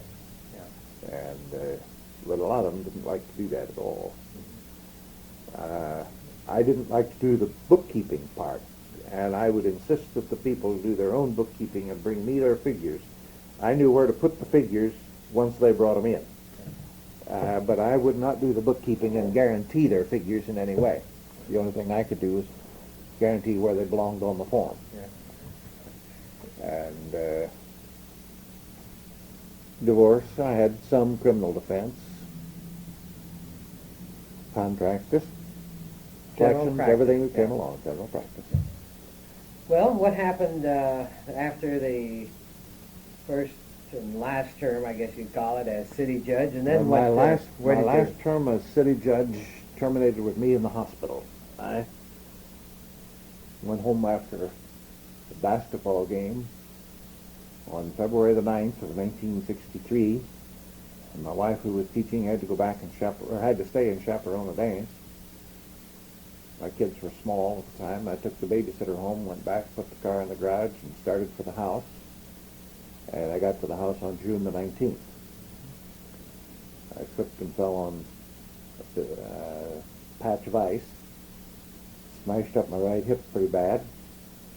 And when we tried to pin things back together, we got an infection in it so that it would never really knit properly. And after a month here at the Wabash Hospital, I transferred down to Veterans Hospital in Indianapolis. And they took the pins out and left the side open for it just to kind of granulate out from the inside. And at that time, I was told that I would never walk without artificial help, which has not proven true. I have no artificial help at the present time, and I still walk and I rock a little bit. I say no artificial help. Jimmy Stephanatis sticks an inch and a half in my right heel whenever I get a new pair of shoes, in or under it, and but that's all the artificial help I have. And I get along in pretty good shape. Was there any possibility that they could do something further on that now with all the... There is now, but as long as I get along in good shape, I'm not going to bother with it. If something should happen that things would deteriorate, yes, I would look into something of that kind. That was slowing me up to the spot where in the private practice of law by myself, I had no partner. I just felt that I could not do clients justice. And I got a chance to go with the U.S. Army Corps of Engineers in their real estate department. So I did that. And I started work with the Army Corps of Engineers January of 1964. And I stayed with them through December 31st of 1975. I believe that. Yeah. I was appointed for 1 year as county judge back up here then, beginning January 1st of 1976. And then that fall I was elected to a 4-year term. On your taking the job with the Corps of Engineers, what did you do with your private practice? And I of course you had been sick. told everybody in the meantime, after I decided that I was not going to try to continue it, why we had gotten messages to people to come in and pick up their files, take them to other lawyers to handle. Yeah. But you didn't sell it or anything? No. Did you retain your library? I didn't really have the kind of a thing that you would sell as such. Oh, maybe I did to a certain extent. But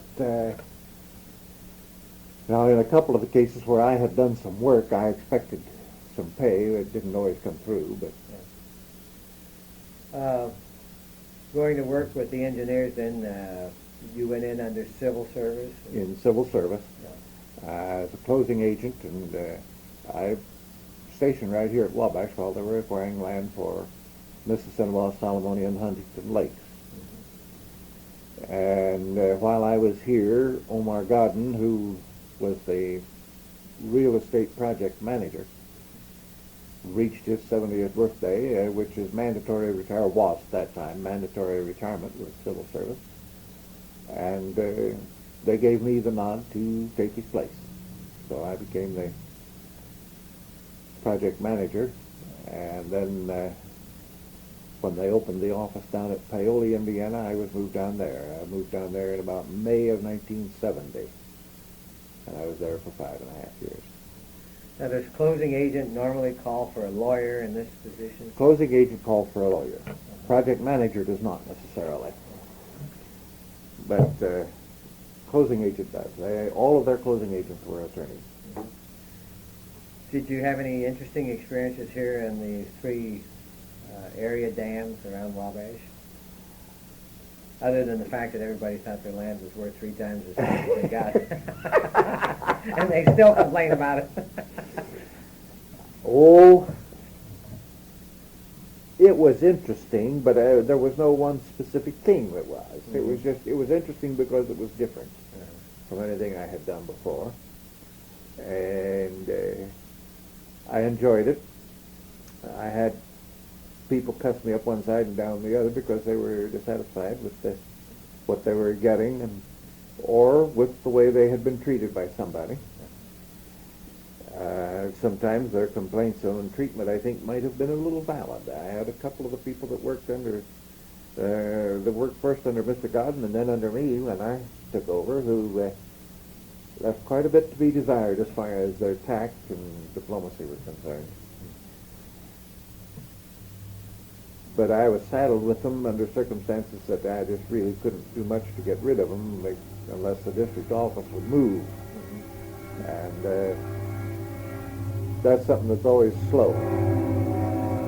Did you have to go to many We were just discussing the Corps of Engineers and your job. Yeah, I think you had asked about condemnation actions. Right, condemnation. Well, the situation was this. The project office had to carry everything through from surveys and land descriptions, appraisals, negotiating, title clearance if possible, so on and so forth, clear down to where we would close and acquire the land. If we could not close by negotiation, then the entire file had to be forwarded to the district office, and the district office took charge of all condemnation actions. We had nothing further in it except occasionally as errand boy. So you didn't really get into the procedure? We had no obligation in the condemnation part of it at all. Did you get into any of the moving of the cemeteries and that, or did that go back to the district? No, that was a combination between district and local. We always had a local representative working with cemetery relocations. That was all planned and set up by the district. We did not set it up locally, but still they operated pretty close through the local office, and I got acquainted with that, yes. Looking back, what do you think the good effects of the flood control project, which are rather obvious, and the bad effects, if any? I have long been in favor of flood control, long before they ever started up here. I had already, in my reading, had found that it's very difficult to work flood control and power production together because their needs are incompatible. And so the idea of trying to harness this power for electricity just I realized couldn't be done. I approved also, that I didn't know about it until I got into the job, the multipurposeness of the reservoirs. Because with the acquisition of a very small amount extra of land, these reservoirs become quickly and easily adaptable to a recreation thing. And there are certain human resources that need to be salvaged right along with the natural resources. And if we are going to have more and more people, and if we're going to have shorter and shorter work weeks, we're going to have to provide more and more base for recreation. And I cannot think of any much more helpful recreation that can be made available to so many as the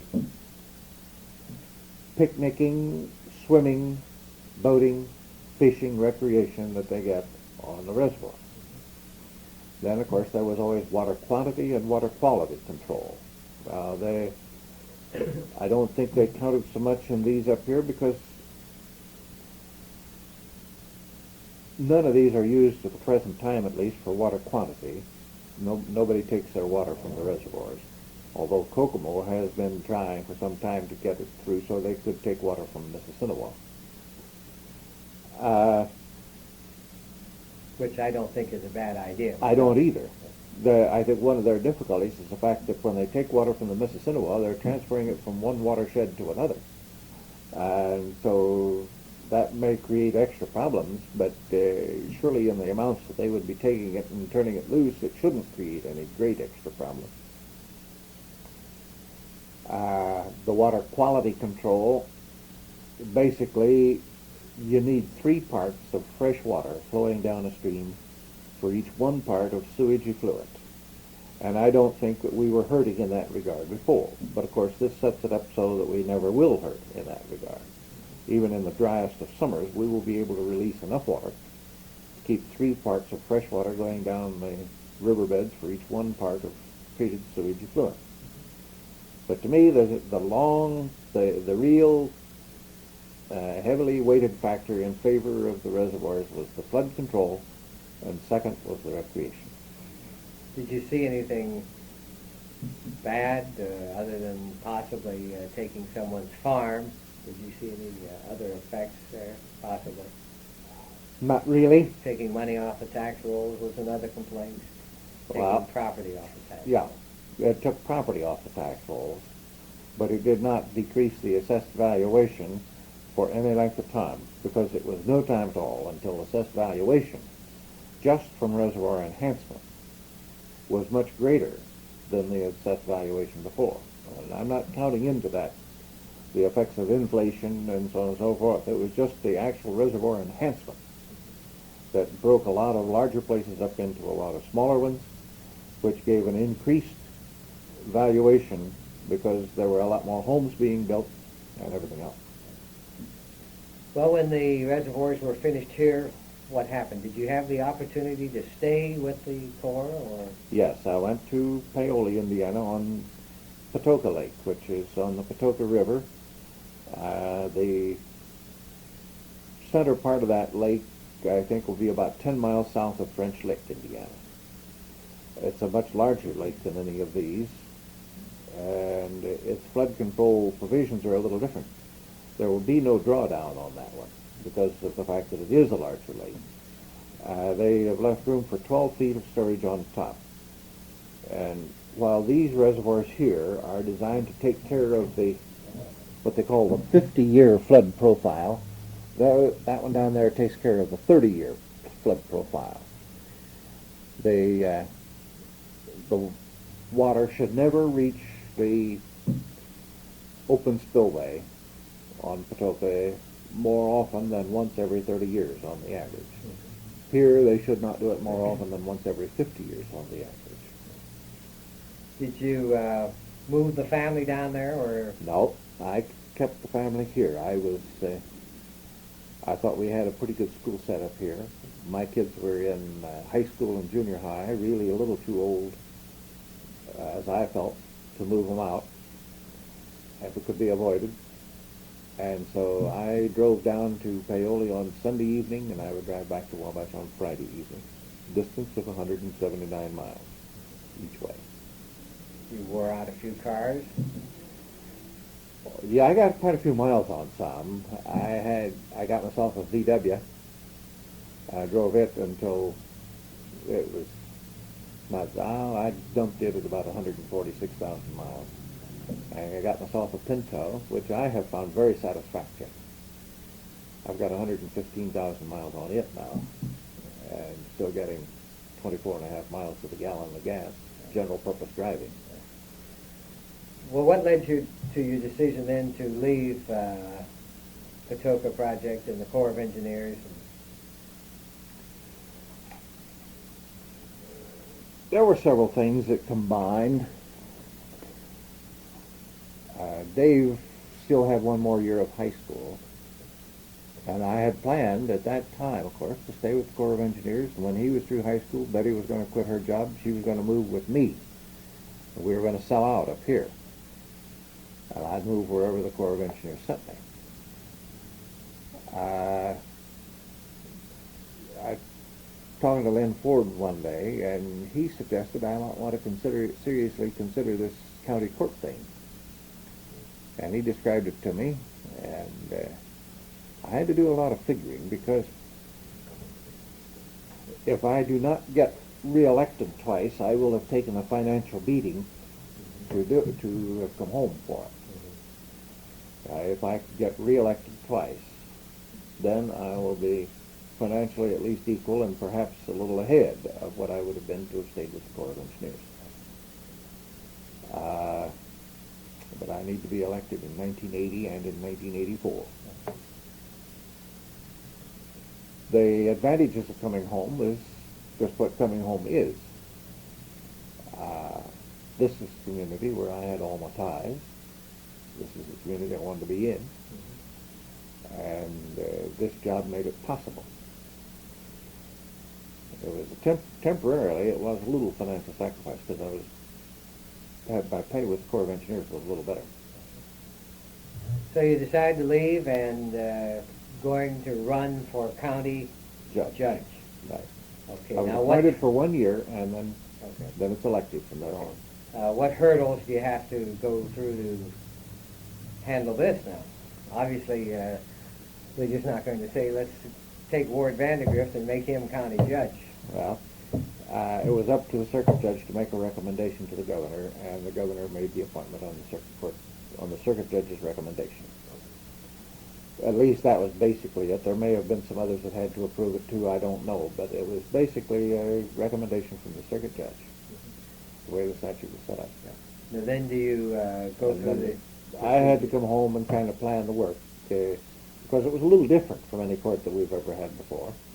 And so I had to kind of plan the work and help develop forms and one thing and another to handle this particular job.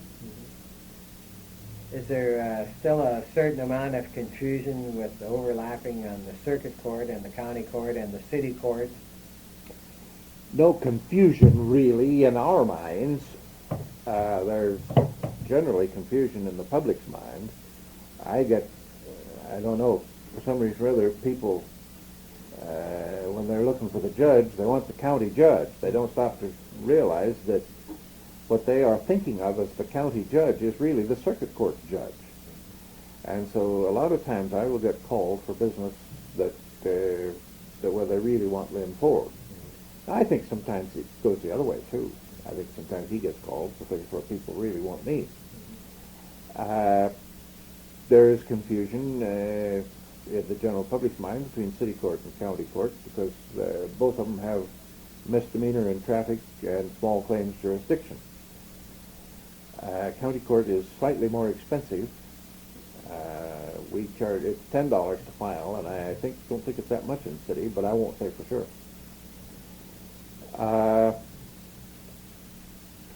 I think they can file a little larger small claim in county court than they can in city court. But we have any number of times we'll have people coming up there to county court who really have been sued in city court. And I'm sure that city court has the same thing. People showing up there who have been sued in county court.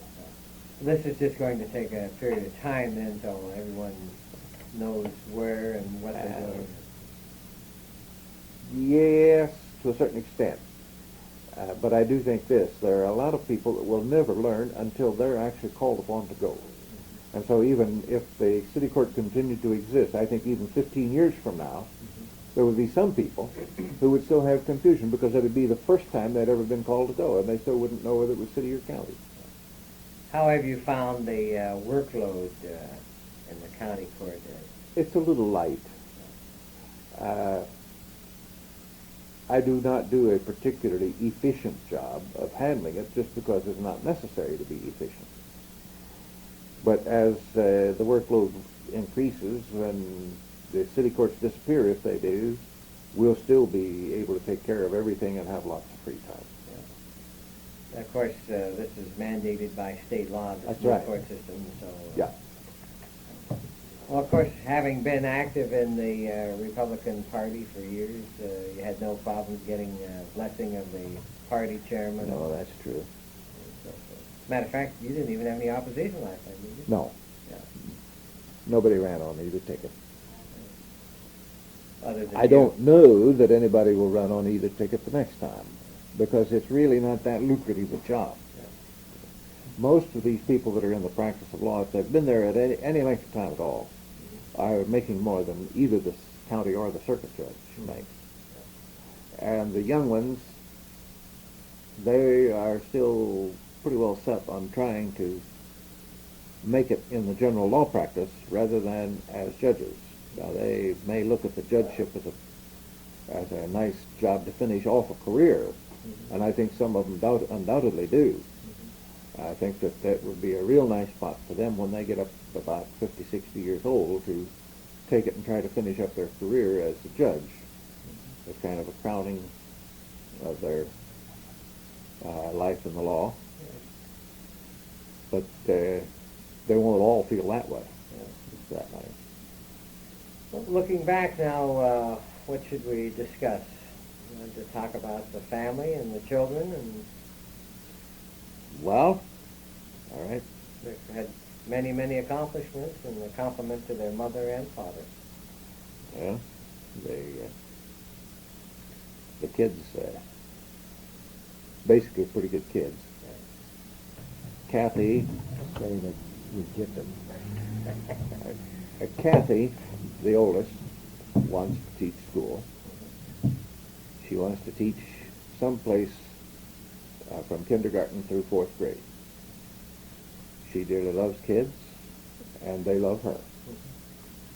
Debbie, the second one, is not sure yet, as far as I know, what she wants. She started school and decided that she wasn't ready, and she took 4 years in the Navy, and then she came out and started school again, and she's in school, I think, now, but out in Seattle, Washington, and she may have decided on bookkeeping, the last we knew. I have no fears for her, because she'll be able to make it wherever she does finally end up, and it may be, even though it may be another 10 years before she decides what to do, when she does decide, she will have what it takes to make it.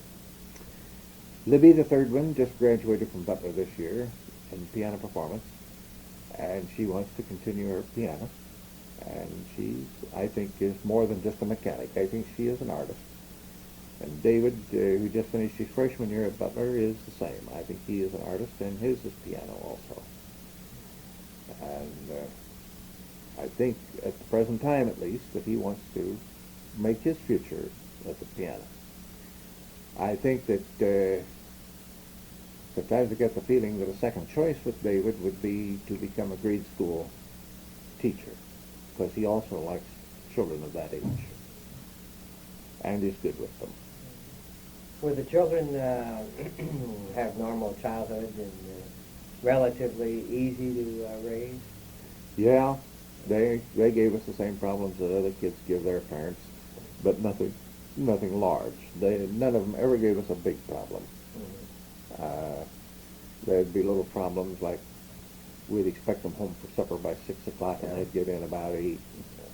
Those are universal, those problems. We'd be expecting them in at 10 or 10:30 at night, and they'd get in at 12, and that sort of thing. But, just normal children. Just normal kids. Yeah. With looking back on your life, what do you think, really? It's been good. Has it? Oh, yeah. Yes, it's been good. Now, everybody has dreams, but they never reach. I would feel sorry for anybody who did reach his dreams, because I would say he just hadn't dreamed high enough to begin with. So, naturally, I've got dreams that I never have reached and never will reach. But what's happened has been good. I've enjoyed it. I wouldn't trade it for anything else. My wife, my family, my home, my job, my health, anything else. Not a one of them would I trade for something else. Do you have any hobbies, Ward? Not really. I like to read. I like to listen to good music, and some that's not so good. I like to play a little bridge. I'm not very great at it. I enjoy walking and talking. Church means quite a bit to me. And, not that that's a hobby, but it's a very important part of a person's life, I think. When did you first join the church? I was trying to think the other day. I believe I was 12 when I joined, and that was Progressive Brethren out at Rowan. And then when we moved to Wabash, my folks and I split because they started where friends of theirs were going, what was the Evangelical Church and is now the Christ United Church, Christ United Methodist Church. But my friends, the ones I liked around, now I had a couple of friends up there that I liked very much, like Sam Slimmer and Parker Cooldown and so on and so forth, but the ones that I liked and pal around with most, Bud McClintock and Charlie Showalter and Max Stevens and several of the other boys all went to Christian church here, where Homer Showalter was the teacher. And I got started going there at that time, and I've just gone there ever since. Good old Homer. He was quite a man, wasn't he? Oh, yeah. Was he your Sunday school teacher at one time? He was my Sunday school teacher when I was in the 8th grade. Well, yeah, when I was in the 8th grade, and most of the time through high school and college, because at that time he taught only the boys' class, and that boys' class started about 7th grade and carried right on through college. They had about a 10-year age group in there. And so that was it. Now, I did also go to a couple of churches out in the country when we moved out in the country after I was in high school out in Chippewa. I occasionally went up to Bachelor Creek and rather frequently went over to Center Chapel, which is just across the line in Miami County, I believe. And but I'd still come into Wabash some too. In 60 years, what changes have you noticed, either in your own life or in community or? Well, everything's gotten older except me. No, I can't do some of the things I used to do, but from the inside looking out, I still have the same thoughts, the same dreams, the same likes and dislikes pretty much that I had when I was a kid. And I don't know of any one thing that stands out in my mind that doesn't stand out in the minds of any person that's this age concerning the progress that's been made. I think when you get about my age, you're bothered not so much by the rate of progress, but by the rate of acceleration of progress. And there is a difference. That kind of upsets me. It gets past my ken. I don't quite understand. We can make a certain amount of progress in 5 years, and then the next 4 years we make an equal amount of progress, and then the next 3 we make an equal. In some of these places, it just has to level out. But where, I don't know. Does growing old hold any fears for you? No. Not at all. No. I made reference to the experience of being shot down and being unconscious. And the fact that when I became unconscious, I thought it was my poor family, they'll never know. And that has kind of woven itself into my philosophy a little bit. I think the thing that they would never know is the fact that it was also very natural. Of course, I wasn't expecting to wake up. It was also very natural. Everything was just as it should be, no sweat. And but from that, I have kind of developed the idea that fear of death is the equal and opposite reaction to the hope of life. If you remember your high school physics, for every action there's an equal and opposite reaction. Well, the same is true metaphysically, I think, and philosophically, and every way you want to look at it. And I kind of developed the idea that that's the situation with the fear of death. It's the equal and opposite reaction to the hope of life, and when the hope of life goes out the window, it takes the fear of death right with it. There is none left. How about any philosophy or anything that you would impart to future generations, particularly your family, grandchildren, great-grandchildren, which will be someday?